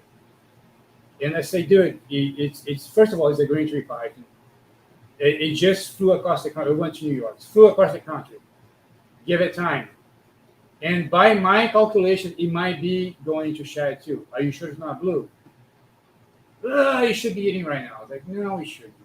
Okay. So every day I got emails from the guy with pictures. Look, he's not eating. I put alive, whatever, and that's not eating. I changed the substrate. I changed the parts. I said, dude, you stress the hell out of this animal. Just leave it alone. So I finally got the guy to agree to at least not do anything for 5 days. And he showed up during those 5 days in the shed. And he goes, eat shads. Like, I'm going to offer food right now. It's not 5 days yet. It's 3 days. You have 2 more days. Don't do anything. It's like, okay. So 5 days he offered of food. And the snake took it and ate it. And he goes, he ate. It's like, okay, see? Chill out. And enjoy your animal now. Yeah, shut up. Next day, it's not eating. Dude, you just fed it yesterday. Oh, but it wasn't a regular size food that I was like, come This on, guy's a man. fucking pain in So the anyways, ass. Oh like my I God. started getting angry emails like 3-4 times a day from that guy. He actually went to my wife's business and put a bad review. Oh my God. The guy was calling my job. I was like, dude, I want my money back. I was like, you know what? I'm not even when you're fucking eating. Okay. Oh, because I have 2 other snakes, I know what I'm doing. It's like, see, you're fucking idiot. You know, I'm not gonna. But anyway, so the guy. So and well, before that, I have like, dude, if this snake doesn't eat, I will take it back.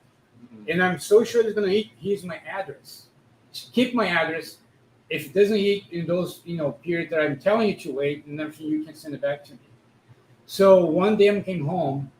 It was a Friday, and there was a box on my doorstep. The fucking guy shipped this snake without telling me he was shipping it. It was sitting on my porch. Luckily, it wasn't a sunny day. Right. And it put in a deli cup with cypress mulch. Like, there was no packing material around it. Dude, I was so fucking. And he goes, I was saying, no, I want my money back. I'm not going to give you. I'm not giving you. Yeah, fuck you. I'm not giving. The guy, it was like calling me. I take you to court. It's like, fine. Yeah, see you in court, bitch. See you in court. God, And anyway, so he went to PayPal. I lost my PayPal account because of that guy. So I'm not paying you back. So finally, he went to his credit card company. And that's why I don't have PayPal anymore because PayPal sucks. They never support me. They gave me 5 days to give the money to give a response to their claim. Right. The problem is the credit card company can take 90 days to keep filing, and just because he made 4 payments, so he had 4 different ways to do it, right? And so we were like 70 days into this crap, and he kept like bringing some new stuff that never happened, and I couldn't respond because PayPal only gave me the first 5 days. But at the end, finally, calling PayPal, I found someone. They gave me a different email, and I sent all the information I had, and he got off me the first 3 payments, so $1,500. PayPal made me pay him back, right. But I didn't, and I'll tell you the story later. But the last one, they finally, oh yeah, you're right. We're not gonna give him this last payment. It's like, what about those? Well, those are already done. Sorry. You stupid fuck. So, anyways, I fucking hate so PayPal. that was like, it was like, so I God. don't have $1,500 to give you back. So what's the deal? Because you can make payments. Like, okay, I will give $10 every month. Yeah. And I started paying $10 every month. And I did for like 6 months, and PayPal find now you're screwing us too. I was like, you know what, fuck you. So they send my name to some collection agency, and they, just give us $300 and we call it quits. But you don't have your PayPal account, so I don't have a PayPal account anymore. And he posted some shit on Fauna Classified Forum that I think it's 4 pages now. People that don't even know me, like just trashing me. And I never responded. I just know that happened because Jordan Russell saw it. Right. And said, hey, dude, this is going on. I'm not even going to bother to look at it and responded. So, and people, see, he's a coward. He means you're right. He knows what he did. Like, no, dude, you fucking idiot. You don't want to spend your fucking time on it. But anyway, so, yeah. Wow. Crazy. I don't even know where it's going with that, but I'm just saying, everyone gets fucked over. Yeah, so if you get fucked over, it doesn't mean like you're going to get by the seller. Sometimes you get by the buyer. Either way, it's going to happen. Yeah, it's going to happen. And you have, like I said, surround yourself with people that you can trust. Or look after you. And I honestly, I have people that, sometimes they buy stuff from me. And just because they came from, either micro school or Harlem, was like, hey, this guy wants something. And he goes, hey, if it's okay if I pay you next week, I mean, I don't have money right now. So I do that. I'm just doing shipping this week. Next week's going to be at store. I'll trust you. I'll send it to you today just so I can send it. You know, and always, you know, they go, okay, thank you, and they send me the money later. It's fine, and they keep coming back, right? Because okay, you know, you trust me, so I'll trust you. Right. You know, And that's what you should do. so if you have, I mean, I'm not a big, like I said, I'm not a, I don't do mass production. I don't have tons of animals available every year. I have a few, and I'm not a good business guy either. I'm not a sales guy. I post them for sale. After a while, if they don't sell, I was like, hey, do you want to trade this one for that one? Right. And or like Dean, if like that same great guy, he wanted my ball pythons, and like that show was like missing Arizona, Pomona, and Anaheim. It's like, oh, you still have that snake? I said, yeah. It's like, oh, I don't have still another one. It's like, dude, do you have rodents? Like, yeah, let's trade for rodents. Here, take your snake, give me rodents, and that's it. Free food. Or I'll just do, you know, do a wholesale to like some shop. Either way, we'll figure it out. Yeah. Yeah. That's what I love about this. But the main thing to me is just be responsible. Make sure you know who you send your animal to. Yeah. 100%. I mean, money is good, but it's not always. How is, now we've been talking about snakes and whatnot, you know, kind of tapping into what your passions are, but let's kind of talk about the other side of things that you have going on with your wife. Yeah. Avian Behavior International, man. I want to know more about this because this is one thing Andrew couldn't stop talking about as well. What is this all about, man? Let's talk about what's going on with Avian Behavior International. So, Hillary, my wife, we had that idea to have our own facility once, our own thing. She was working in a zoo and animal training department, and she wasn't happy. It's like, look, they don't know what they're doing. They're like starving the animals in order to get them to eat, to do whatever behavior they wanted. Right. There's other ways. The mentality is, I already have a job, so I don't need to learn anything else because I already have a job. Right. And anyways, she got fed up, and I can't do that anymore. Let's have our own business, right? Okay. So at the same time, Gregory Colbert, which is a photographer, called us and said, hey, I want to do my next expo. My last one was very famous. He calls Ashes in Snow. I guess he's had 10 million visitors, something like that. It was one of the most famous, blah, blah, blah. It was all black and white, no movement. And he goes, now I want colors, I want movements, I want a lot of birds, I want this, I want that. So, okay. So at the same time this guy came to us, that's when she quit the zoo that she was working at. And we started working and building this business. So it worked great because the guy has all this project, he has a lot of money to invest. So he goes, I want this. It's like, okay, in order to have this, we need to have that. How much that's going to cost? That's how much it's going to cost. Well, here it is. So we started building a business at the same time we started working with this guy. So for 2 years, he was our only client. Investing basically in you guys.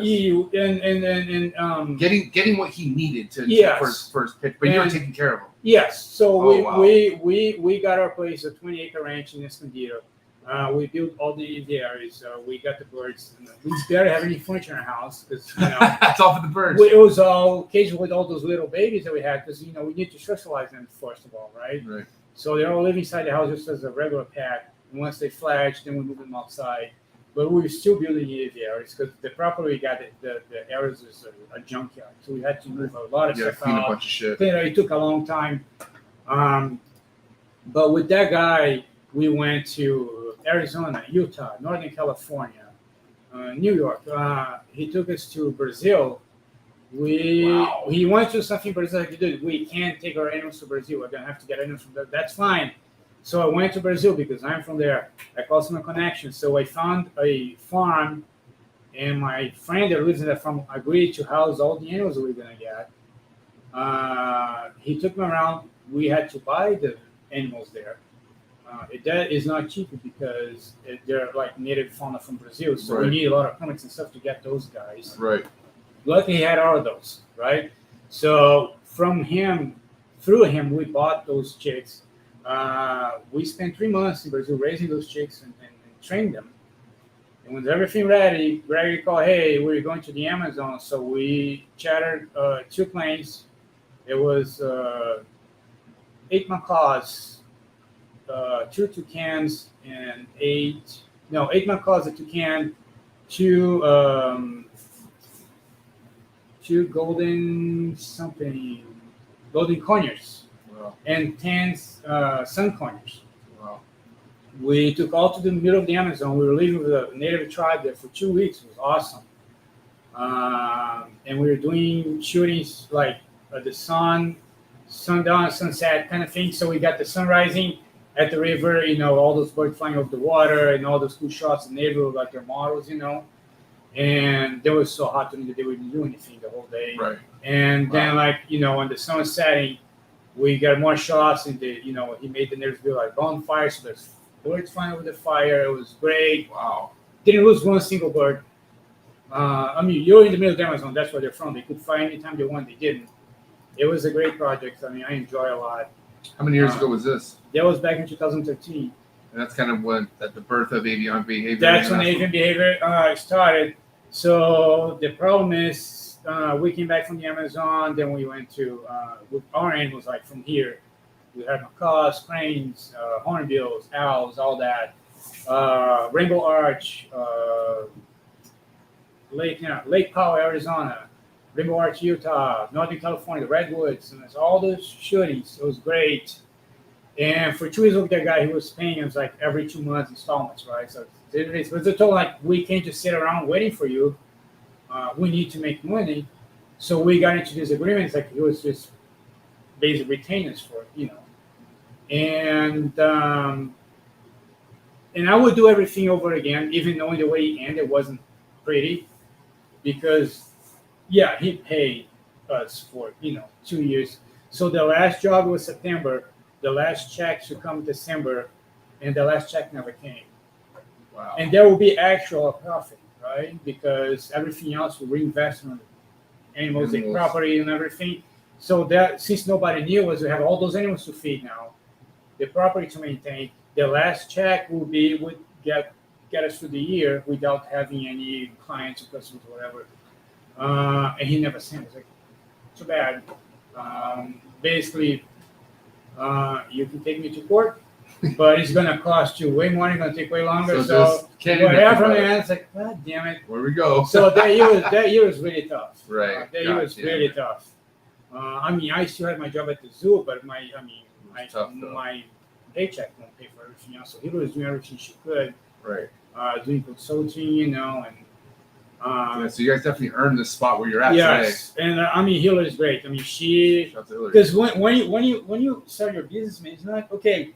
She's not a trainer. She calls herself behaviorist, right? And she's one of the best I've ever seen. I see that every day. Right. What we do in our place, I don't see anybody else doing it. We literally open the cages, and those 8 macaws flying out at the same time, and they do their thing. They go miles away. They come back. Miles away. We can see them, like the little dog disappearing, coming back. And they come back? Yeah. We do hikes on hornbill, and they fly, and they do like the normal behavior that we do. They pick on plants, they dig, they take their staff, the cranes, they fly. It's really cool. Wow. You guys are gonna go there next I'm going week. in next 2 weeks. 2 weeks. Yeah. You and Andrew. Me and Andrew. Please, Andrew. Andrew, and Stephen and Dev. No, actually, no, me and Andrew. That's fine. Andrew, yeah. Bring as many people as you want. Okay. Ian was there. Ian Bassell was there. Right. Yeah. Ian. Anyways, and what she does, anyways. Yeah, we got the training, the bird thing, the animal part that we have it. But you need Texas, you need marketing, you need advertising, you need to figure out how to make money, you need to figure out how to manage employees now. And Hillary just was waking up at 4 a.m. and watching webinars and studying, and it's still a learning curve. Just yesterday it's like, I need to make more money. It's like, calm down, we're getting there, Right. So we have Avian Behavior Podcast. We have the Avian Behavior Lab, which is a membership website. There's a lot of people that are signed up. They have access to webinars, to videos, training sessions, Basically all behind the forums, scenes. Yeah, everything, man. I mean, and she keeps working on it. that's awesome. I'm not really involved. I mean, I give you ideas sometimes, but because I still have my full-time job, Right. and I still have my reptile hobby that I have to take care of. But Which is still a job. Which is still a job. What is your full-time job? My full-time job, I work at the zoo. I did the vet service for 13 years, and I transferred over to the mammal department now. So I own the mammal department now. What's that? What department? Mammals department. Mammals, yeah. okay. So it was great. So I'm working outside now, and I really like what I'm working. Monday through Friday or what? Yes. Interesting enough, I got weekends off now. Before it used to be Thursday and Fridays. Now I got Saturday and Sunday, which honestly is not the best for me. I would like to have Friday and Saturday, so I still have one weekday, so I can go to mechanics or Right. Do something on a normal day. Yeah, because it's difficult when you don't have a weekday off because everything's closed. But my day started at 3:30 a.m. Okay, so you're off pretty early. So 3:30 a.m. I take out all my stuff from home. My animals, I check everybody. Do my, I still have donkeys and goats and pigs, and those I do first thing in the morning. I clean them and feed them before I go to work. Right. I usually go to the gym before I go to work, so I have to go to work at 6:30, and then work until 3:00. And then still, leaving at 3 I still have time to do, stuff. It is a pretty busy day. As far as the facility right now, where avian behavior is at, how many different species of birds do you guys have on the property? So we have probably 40-something birds now. We have owls, we have eagle, we have hawks. You have an eagle? Yeah. Like not a bald eagle, though, right? No. Like the one Not at all, I wish. American eagle? Or No, not we have ornate eagle hawk. Okay. That's how they call it. Okay, ornate eagle. We have hornbills, we have cranes, cockatoos, macaws, ibis, jays. I have a bunch of different. Does your wife have some sort of work behind condors or something like that, or some of the big birds? If I'm not mistaken, I think Andrew told me something that you guys. Yeah, at the zoo we work with condors. Yes, okay, but we don't have any in our facility. We maybe one day. What makes those condors? I mean, because I only know from what I've read in books and stuff like that, and I've also seen them. But like, what is it? What is it like being around a bird like that versus like a macaw? Like, what's the big difference? It's totally different, man. I mean, macaws are so playful and smart but they can fuck you up too, though, right? They can. I've seen some macaws like cause damages. Yeah, even their beaks. Yeah, the beak will cause damage. You really need to know what you're doing, and birds could be only like, from what I've heard, birds only like their owner. Like they like their one person. Is that not true? No, that's not true. They might have a preference. Okay. Again, we have tours in our place, and they land on people and they take pictures, and no accident so far. I gotta go. I can't wait for that. Birds. People don't realize birds have a lot of personality. They're smart. Aren't they the smartest? I heard they're one of the smartest I've heard. Yeah, macaws and parrots, they can be pretty smart. But out of all the animals, am I not mistaken? I heard birds are like up there or something like that. Well, I mean, something can be pretty dumb, right? Well, so can humans. Talking to like, if you're gonna like compare ostrich to anything else, I mean, right. Ostrich is stupid. Yeah, they have a small brain. I don't think they're stupid. They just don't have the attention span for too long. So they're like, what's that? They just go out of the way. You guys have any ostriches? We have emu. We have emu. I love emus. Yeah, they're pretty cool. Anyways, we have the donkeys and the pigs and the goats. Besides the birds, the reptiles, like the alligators. You have alligators? I have alligators in my place. Yes. You need a permit for that, obviously, right? You do. Right. You do need permits for that. How hard is it to get a permit for that? It is hard, but when I apply for the gators, we're at permits for all the other birds. Okay. So it just so goes you have under, that to back you up. Yeah, basically. so it goes under education. So I won't be able to breed my alligator. You can keep them for educational purposes? I keep it for educational purposes. Okay. Right? And there's a lot of things that go with that. People usually don't respect that. And what do you mean as far as getting a license to have the animal? Well, or not permit? that, but for example, if you have a barn owl, it's a native, right. bird from San Diego. Technically, people shouldn't be able to touch that animal right? Unless you're there and because you're the educator, right? Right. So there's things that goes with, and I see sometimes what I see you're people, in reptile shows and stuff, just passing alligator hand to hand with a bunch of other people. I know they're supposed to be doing that, Right. but it's People like I guess to it's a take great area. Right. But anyways, you do need a permit for alligators. Not for everyone you have. You just once you got a permit for an alligator, you can have as many as you want, as long as you let them know that you're getting another one. Do you have somebody coming by each year or anything? Yes, we're inspected by our officer from Fish and Game every year. Whoa. So he inspects the cages, he inspects our first aid for your kits, birds and everything. birds and alligators. Yes, Wow. Cages. So you husbandry, you have birds that not anyone can just keep them. No, like I said, all those raptors, the corvids, we all need permits for those. Wow, that's Yeah, huge. yeah. Which, like you said, costs money, time, all sorts of shit. Yes, the inspections, and when you apply for those, man, it's not easy because you have to justify why do you want it, why do you need one of those, And back it all up. Why are you going to do that? Right. If there especially in California, if there is a fire, how are we going to remove that animal from there? Oh shit. So when I send alligator, I have to show them like what kind of container I'm going to put the animal in. Well, when it comes to evacuation. Or yeah, evacuation. If it bites someone, what kind of what are you protocol? going to do? Like, If you latch into someone, what are you going to do to get him off? I mean, you have to justify, you have to explain all that. It's not easy. whoa. Do And you have then lawyers or anything like that, or no. I mean, again, Hillary is great what she does. I just call her. You should be a lawyer sometimes. Because she's really, She knows her shit.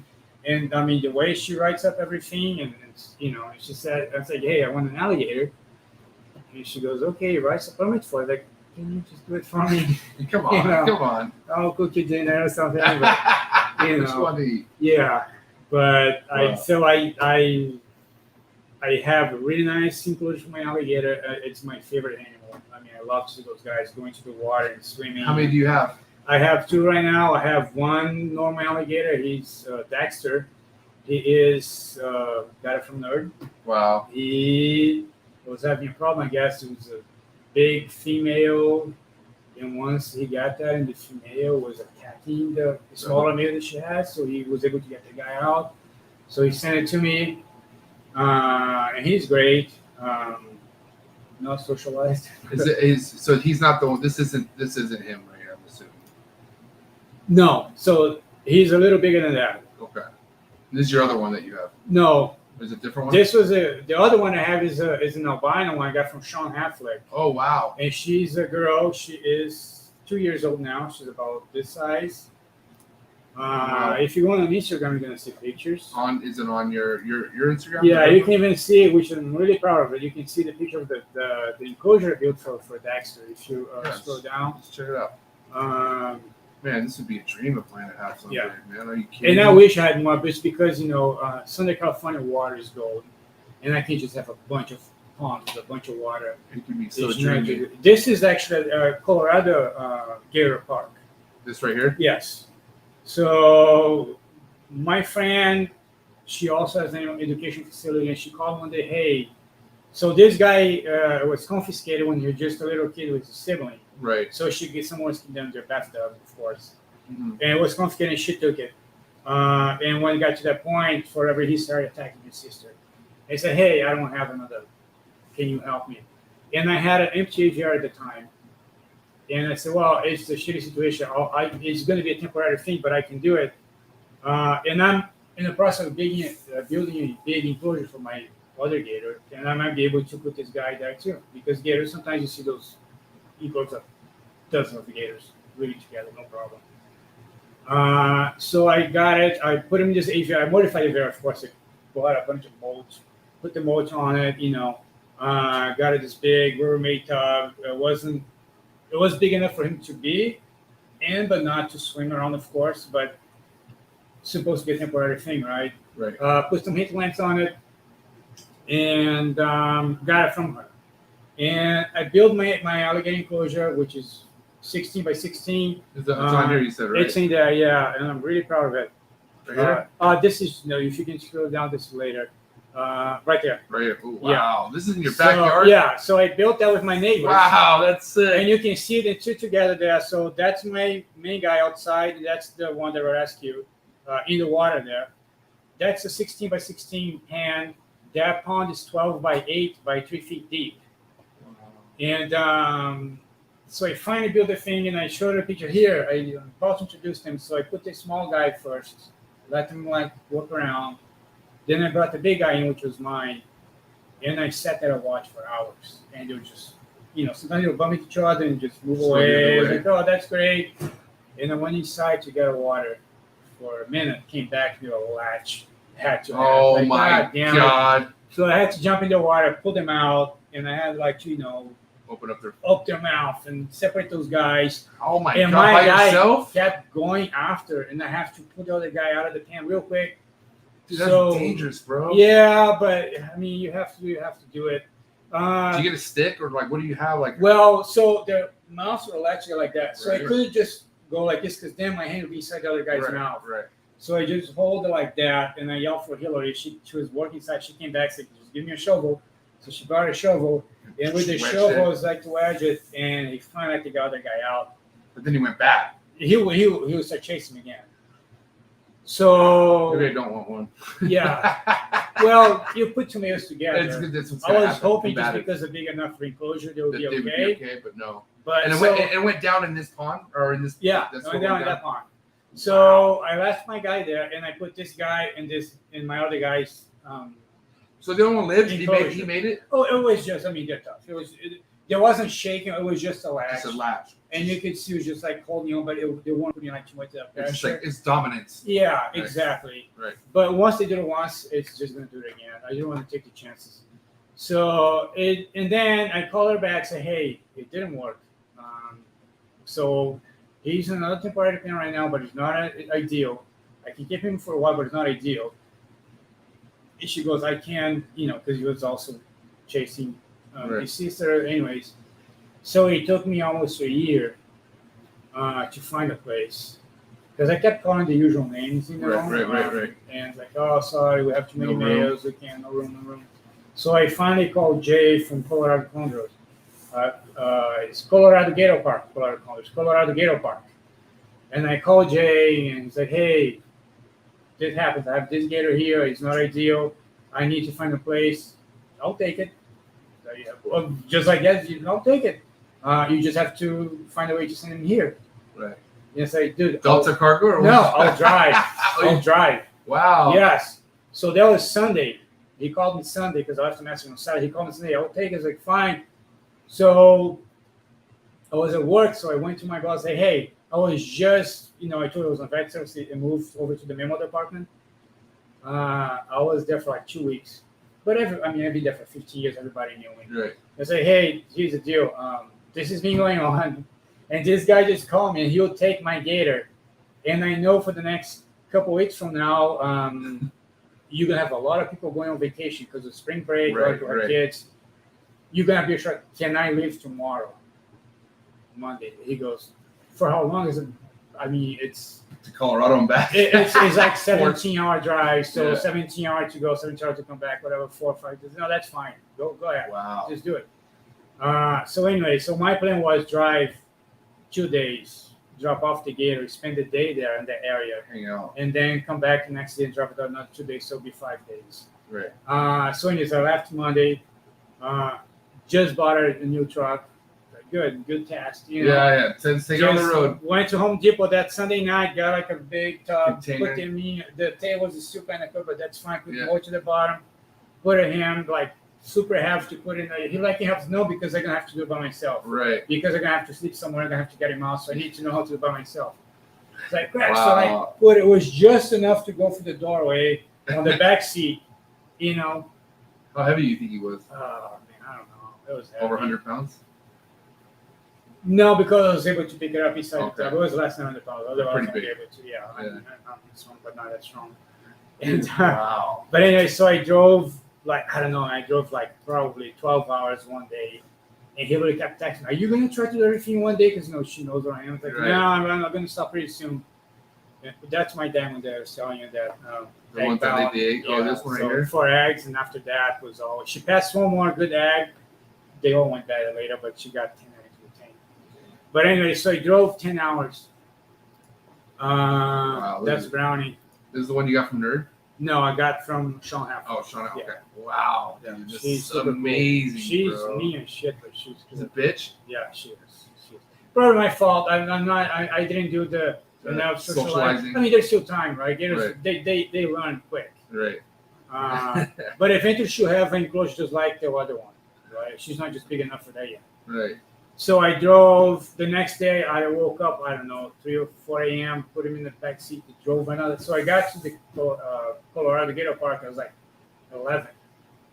Got 11 o'clock. Talked to Jay, great guy, great crew, man, like really nice. I mean, they do take care of those animals. Right. I mean, I don't know, you probably have hundreds. Gators everywhere. And I say, dude, do you get snow? Oh, yeah, we get snow. So how can you keep all those animals? Like, well, you see, because he's right at the edge of the water. There's a lake, Right. or whatever it is. And he goes, well, this is a thermal lake, so the water stays warm. Oh, that's perfect. It's perfect. And he has a fishery, so he breeds fish. Wow. So he has plenty of food and everything. He had a lot of other reptiles that we rescued. It's a great place. Really nice. And he gave me a really nice food and everything. And anyways, like I don't know, 1 o'clock. So I dude, my plan is to stay here the whole day, but there's nothing around. There's nothing to do. Literally, it's just this place. That's it. Right. There's nothing to do. It's like screw it. So I just got my car, so driving back again. Right. So drove back. Right there and back. So 3 days. So I left Monday, I don't know, 6 a.m. I arrived Wednesday. So Monday, Tuesday, Wednesday. I arrived Wednesday like 5:30 p.m. Shit. Call my boss. I'm back. Do you need me tomorrow? Yeah, we're sure to find you the next day. But I was so relieved that I find a place for that guy. No shit. Because he was in a pond, Not big. a big tub, because he took Dexter's old place, better than the place that it was before, the temporary enclosure I built for him. But it still wasn't ideal. And it wasn't big enough that I could put like a filter and water pump in there, so I had to replace the water every 3 days. Mm-hmm. It was just a lot of work. And I did that for a year. Wow. But gators, man, they're my favorite. I mean, they don't get. I mean, they do get sick sometimes, but it's like a hard animal. They're smart. I can watch them all day. How close in similarities, or just as far as like being related, are reptiles and birds? Do you feel like? I think if you go back, thousands of years, they're pretty, related. Right. I mean, you can see even the way they eat is almost the same, right? Their head back. And Yeah, stuff like that, the way they jerk their head when they eat. And then if you even look like a T-Rex, and like the way And the birds move and everything. The way they move, you know what I mean? And if you see birds, the way they fly, the way they move their tails to guide them, and the same way the gators in the water when they move their tail, lizards running the way they use their tail. I think they're related back. They're all really interesting to me, and I really enjoy to watch them. But do you know how smart, like they say, monitors can be? And Yes. gators? Do you feel like the socializing and keeping of a monitor and gator similar to a smart bird? Do you feel like, or meaning like, let's say I'm like, my big question to you, Andrew, Andre, is that I would like to have a bird someday, right? But I also don't want to fuck it up. So I'm curious on how I feel like I would do keeping a bird, since I'm used to keeping stuff like this. Yeah. So just any animal, just do your research, right? Right. It's sad how people buy those macaws and just put them in tiny cages. Yeah, I would never want to do and that. clip their wings, and and they make that comparisons like, oh, a macaw is like a 3-year-old. There's as smart as a 3-year-old kid, so it's like having a 3-year-old kid for the rest of their life. And Hillary hates when people say that. There's no. And she would know better than yes. most people, if not anyone. So it all depends the bird you want it. I would say they do need room. Do not keep it in a tiny cage. They do need room. They do need a lot of enrichment. Would you say how like a room this size would be good for a macaw, or this not necessarily this? I think it would. Yeah. This would be ideal. Yes. to give it actual room To like get this. them like to stretch their wings and then at least a short flight. Yes, and they still need a lot of enrichment. You still need to be put a lot of like stuff for them to chew. How often would I be able to leave them a call like outside? Since we live in California, would they benefit being outside more than inside? Do you think or no? Oh yeah, yeah. So if I were to, because I want them to call really Yeah, bad, you know what yeah. I mean? And my wife, like I haven't talked to her about this in a long time because I also know how much, I know they need attention. Like you want to put the socialization Yeah, behind so the bird, and I want to do that. that's another thing. They will need attention, and Just like a dog or anything else, you know what I mean? Right? yes, the problem is like if a dog, when you don't give it attention, whatever, he's gonna Go find something to do. he's gonna pee in your pillow. Yeah, or dogs chew do or that. something, yeah. They're gonna chew your shoes. They're gonna They redirect frustrate that. that frustration somewhere else. And birds are the same, right? The problem with the bird is, especially macaw, he's gonna scream. Oh wow. He's gonna scream, and that's his way to get attention. And when they scream and you get pissed off, you shut up. To him, that's a reaction. And he's like, gonna "Oh, keep keep doing going, it because, not necessarily a good one, but it's a reaction. And that's something that he's getting it. And for that bird, that's good. At that moment, that's good enough. Right, because I got your attention. Yes. They might bite you. He really gets a lot of clients that say, hey, it does really well with me, but every time my husband comes into the room, Boom. it's just, so it's all, you need to know what you're doing, and they're really complex. I mean, way more than a gator or a lizard, right? Gator, they can be I don't think gators are social. I think they tolerate To a certain you point. to a certain point. Right.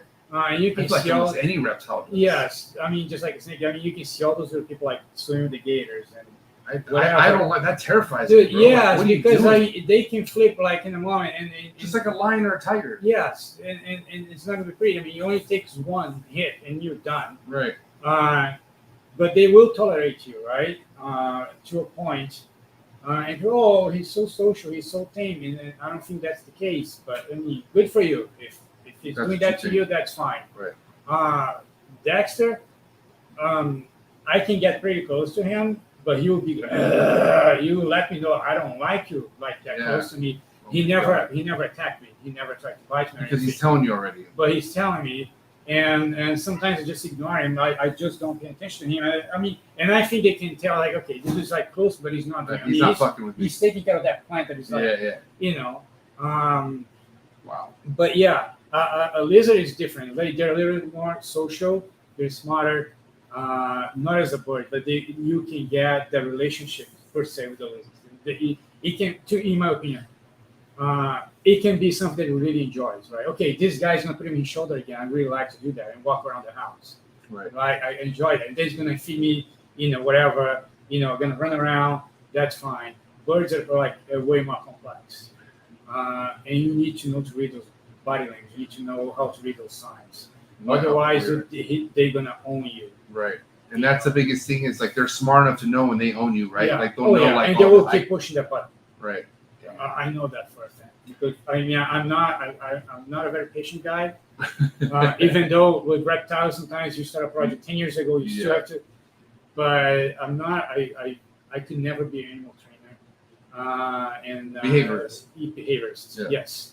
So when me and Hillary, when we moved in together, she has 4 cockatoos. And one of them right away, you are mine. I love you. You're mine. Oh, okay, got it. And the other guy is like, no. He wasn't paying attention. When he realized the guy, no, I want you now. So, dude, like 4 cockatoos, and we were living together for like, and I have those 2 cockatoos. Like every time they see me, they're just like screaming. Like I top of their lungs, but they're and that constant noise, it was like that torture. And I was going crazy, and they were getting the reaction they wanted because I was like, shut up, please. And I was like, walk out of the room or doing something. And Hillary tries like, you just do whatever they want. Don't do that. She tried, but to me, again, like noise is something that really gets me, and I cannot ignore. I cannot pretend it's not going on. Right. I cannot. It was, But then we moved. We got this place where now have aviaries outside. They're outside. It's a total situation, And anyways, I learned. They learned. But at the beginning, it was tough, man. It was tough. So I have a wrap-up question for you, Andre, before we get into some hot seat questions here. Okay. And I'm curious because I know research is probably your number one go-to when getting into anything, right? But do you feel like it's like, is it possible? Like, you are a rare case, I feel like, but not a rare case, but there's not too many people who have birds on top of reptiles and everything else. A lot of people like to stick to one thing they like, right? Yeah. But for instance, somebody like me who is really looking to get into birds, what would be your advice for somebody like myself, other than the research, right? But like, do you feel like there's a specific species that is good for somebody who first wants to get into birds, or is it kind of dangerous just to go straight into macaws? Like, what would be some of your advice for anyone who's a new bird? Again, it all depends what you want, right? I mean, some people want a bird and they want like a finch because they like the tiny birds they're going to sing and be cute. You know, so then, I mean, really, behavior or whatever, you don't have to worry. You just give her a big enough cage and proper diet and all that. If you want a macaw, then it's a really complex situation. Whole nother because story. They will bite, they will scream. Right. They will destroy your stuff. I mean, you need to give them, they need to have stimulus, they need to have enrichment, they need to have interaction. Are they like a high humidity, or excuse me, high temperature type animal? Like for instance, like what would be the ideal ambient or whatever, like for a bird like that? Like, I mean, do you just leave them outside and they'll be cool with some shade? Yeah. So yeah, I will. Basically, if you're gonna build an aviary outside, I will build in a place that is shade. Mm-hmm. They can't get over. They can't overheat, right? They will, you know, but also they can't handle really cold temperatures. Like what's the coldest? Like, you don't. For my cold, I won't leave them if it's like below 60 outside. I won't leave them outside. Okay. So we get to that here. So you can go around. You can put a heat lamp in their aviary, right? You know, in the corner, and they will hang out there if it's cold. I mean, there's not enough. Our aviaries have two parts. So one third of the aviary, we can just, there's a sliding door. So every night we put them in, we turn the heat lamps, and we close that door. Oh, and they're good in there. They're good in there. Wow. For two reasons. One, it's dark. There's no bars or wire, whatever you want to call it. So it's all wood. You know, it's all privacy. Dark. So this means they're not going to start screaming first thing in the morning, right? Because like I said, I get up at 3:30. If I walk around, they see me walk around. They're outside. They're going to start like calling. Right. So you don't want macaws screaming at 3:30 a.m. So that gives them a little more privacy, and you can keep. I don't like to use the terminology, but you can kind of keep them quiet for longer. Right. So of course, you know, when the day breaks, it's like 7 o'clock.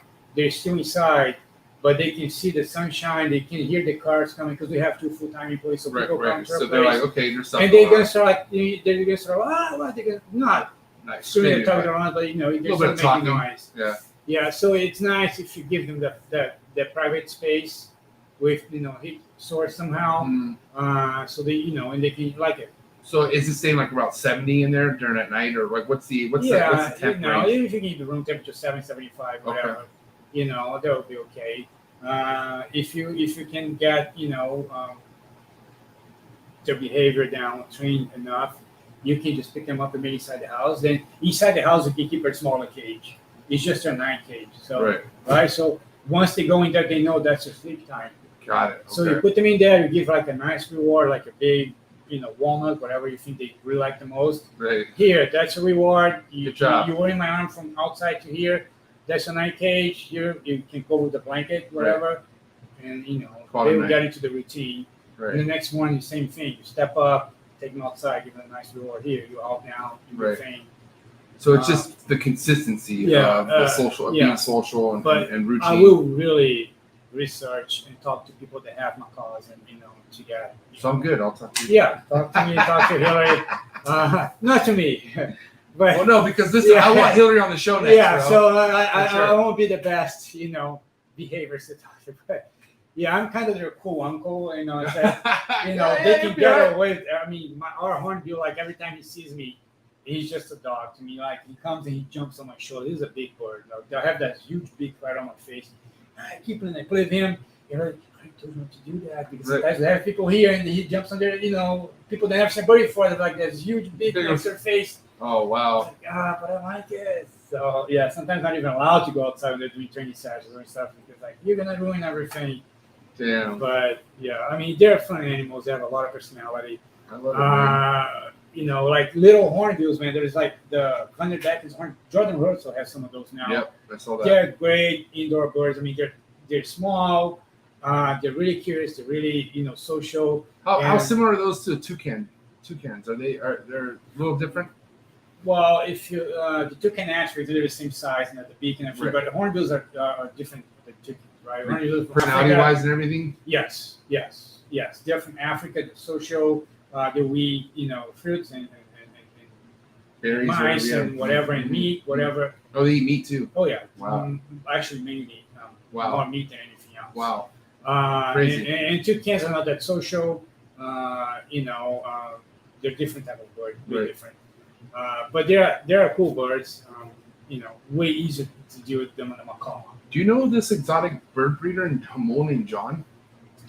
John. That's all I know. So crazy story is I was at Delta Cargo when I was getting rid of all my main liver ticks, and I was waiting, and then I see all these boxes with birds, and he had toucans, and I was like, dude, what is going on? I was like, where are you from, man? He's like, yeah, I live in a mall. I have this exotic bird company, and I'm like, and he breeds. I know he breeds a lot more than toucans. He has like some stuff going on. Okay. But this was like 2-3 years ago. John. His name is John. Yeah, I it's think I know familiar. somebody who I don't knows know. him too. I forget. A good buddy of mine knows who he is, and I just forget who it is. It's gonna drive me crazy. But I was close to getting a toucan at that Okay. point because he wanted to get into green trees. Yeah. So we started Yeah. talking. Oh, cool. So, Yeah. So I don't know how big the bird world is in San Diego, but I mean, It is big. Yeah. It is big, and Yeah. I probably know this guy. He definitely knows it. Asian dude. That's cool. You know, I do know who that guy is. I do know because he got birds from us before. Like I'm saying. Yes. I mean, how many Yes, people are he's rocking? young. He's He's young. young dude. Yes, Yeah. yes. So we do it. we had a bunch of we had a crane. We got this crane, crown crane, and we got this guy. And usually, like I said, we got the babies. And we got babies from this guy before, and nice animals and everything. And we called, hey, we were setting up a show for a zoo in Omaha. And they won, you know, that month. That was kind of birds. So again, we get the birds, tiny. We raise them, we train them, and then when they're ready, we take them to the zoo. We do the whole transitioning thing. You know, we do consulting for their crew and all that. And they won a crown crane, but it was off season. And he goes, well, I have one here. He just, you know, it's not a fledgling anymore. He's just like, but he's still very young and social. And it turns out it wasn't. Okay, we missed that, you know, because you know those babies have a like a window. yeah, when you and catch after that you can get some, can't but break it's them. never gonna be like how you need it should to be. Right. And it's like, okay, we can't use this anymore. He's not gonna do well. Especially we're gonna send you somewhere at the zoo that we don't know. Those people, we don't know how experienced they are. So we ended up selling it, and John came in. He bought it, Oh wow. and that's how we met John. Okay. And so he bought that crane, and after that, we had a bunch of lorikeets that we had for that photographer that he wants. And at one point, it's like, okay, we're not doing anything with lorikeets anymore. You know, it comes down to like how much money we're spending. If you're not using the animal, like, you know, we're not giving the attention they deserve. So, and John came and got the lorikeets too. Wow. What a small world. I Yeah. knew it. So yeah, and he seems like. I'm not gonna say he seems like he knows what he's doing because I never You don't actually know, saw the guy. But it seemed like. But it seems like he's financially, he can give those animals a good life. Dude, he was shipping out, I think, like 4 boxes Yeah. of these birds. And if he's bringing it, it means he's Yeah, doing something he's doing right. something He's doing right. right? Right. So yeah, I mean, it to me, I only met him once. I wasn't there for the second time, but Wow. he seems like a nice guy and you know knows what he's doing. And again, he seems like financially Like he independent can guy, do like it. just a car driver and everything. And he was getting to, I think he was just getting to birds at that time. And like, nice man. I mean, he was asking. I mean, he asked about the aviaries and everything, the size. I mean, he was asking all the right questions. Right. So yeah, I would say he's a nice guy. That's from what epic. yeah, that's pretty cool. Epic. Well, listen, bro, what a great podcast. 2.5 hours in the books already. Damn, this shit went Wow, by fast, it's- yeah. man. So I do hot seat questions at the end of every episode. Okay. Best thing about these, I don't need a long answer. Okay. Do your best to just give me your answer as quick as possible so we get the next one, okay? Right. You ready for these hot seat questions? Let's see. All right, here we go. Hot seat questions for Andre. Here we go. Frozen, thawed, or live? Depending on the animal. But it will be frozen. Let's say Frozen you had no choice. Like it Frozen one thaw. frozen thaw. Okay. Yes. 8 cut or no cut? Like I said, I don't have that much patience, so I will cut. I love it. Okay. All right, I'll Okay. cut. Red Chondro Neo or yellow Chondro Neo? Red. Yay. Okay, excuse me. Pre-first shed meal or post-first shed meal? Post, but I heard your podcast with Ian, so now I might try before that. You might try the pre. I will try next time I have green chili babies. I will try it before. I mean, not to stop this, but I mean, I feel like it can't hurt. If it doesn't want to eat it, it doesn't want to eat it. As long as you're not sitting there fucking with it, you know what I mean? So, anyways, yay imports or boo imports? If you had to decide the law on importing reptiles, it's up to Andre. Would you allow it or would you not allow it? Dude, I would say no, just because I know how bad. I know how bad it is for the most of them. Right. And Damn. I would say no. Okay. What's one reptile you would import to your collection? Any reptile around the world? Yeah, I would import. Yeah, it doesn't matter what it is. If I could, a Komodo dragon. Yes. What's one reptile nobody should ever import ever? Like, leave it alone. That's a tough one. That's a really tough one. I would say any tortoise or turtle. Relax. Exactly. That's what I said. Leave the turtles alone, Yeah, man. they people don't know what they're getting into, and most of those guys are very miserable life. Yeah, it's terrible. Unfortunately, yes. To spray or mist a reptile or to not spray or mist a reptile? Spray and mist. Okay. Yay sports or boo sports? I like sports. Favorite sport? Skate. Skate. Nice. I love it. Favorite professional skateboarder of all time? Rodman Mullen. Oh, dude. OG. Yeah. Wow. Let's see.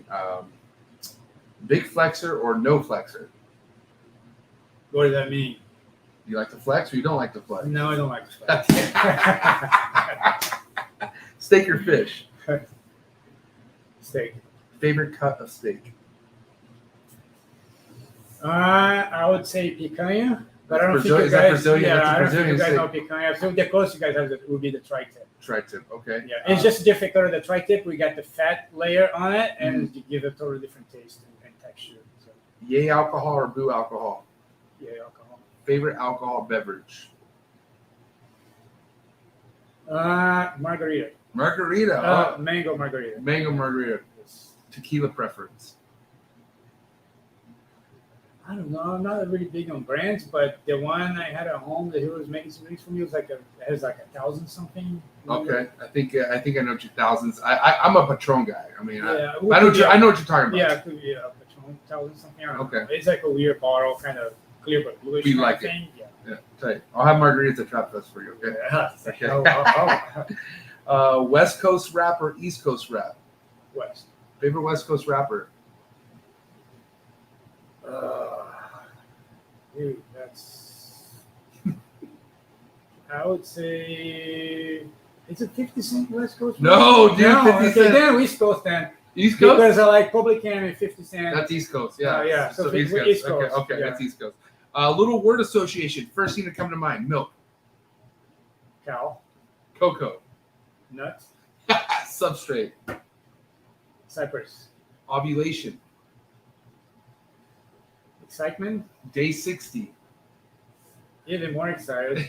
FedEx shipping, Okay. first time ball python keeper. Welcome. Yeah. Instagram trolls. They suck. If you had to get rid of one platform forever, and I mean forever, is it going to be Instagram or Facebook? Which one has to go? Facebook. There you go. There it is. Hot seat questions in the book. Oh, thanks, man. Listen, I know there's a lot more other people like other than Andrew who really respect what you have going on. Anyone out there who's listening to this who really supports avian behavior and just overall what you have going on with the animals, what do you have to say to all your supporters out there? Just keep supporting this. Join Avian Behavior, Mike. All those guys are spreading the good word. They always talk about the research. That's very important. like I said, surround yourself with the good people. You know, and if something goes wrong, just get the guy out of your circle. Keep it moving. And keep moving. Yeah. You know, get your information from good sources, and above all, be responsible, respect the animal. I always say that, and that's me. I don't do mass production. I don't judge whoever does it. But if you're gonna do it, make sure you can keep those animals if you don't sell it. Or if you have a plan to do a wholesale, make sure you have a good place to send them. The bottom line is, those are live beings. Yeah. They will suffer. They will feel pain. They will feel hunger. So make sure that doesn't happen, because I mean, you're responsible for them. You're bringing them into the world, right? You're bringing them. They didn't ask to be here. Yeah, Right? it's for your own entertainment. If your bank account, whatever the reason is, make sure they are well taken care of. And it doesn't happen always, but you know, at least try. There you guys have it, guys. I appreciate it. Please do your boy a favor. Let's get the likes up for my man Andre, and make sure you go over to Instagram, follow him, Herper Andre, and also the Avian Behavior International. And again, thank you, Andre, so much. It's been amazing. Thank you so I much. want to That get was really nice. My first official interview, and You did good, bro. You think we get your wife on here next time? Oh, definitely, yes. Okay, cool. Yes. What about doing a podcast at the Avian Behavior facility? Possible? Yeah, yeah. All right, we'll see what Yeah. happens then, man. Thank you guys Yeah, so for sure. much. Enjoy the rest of your Sunday. Have a great weekend, and we are signing out.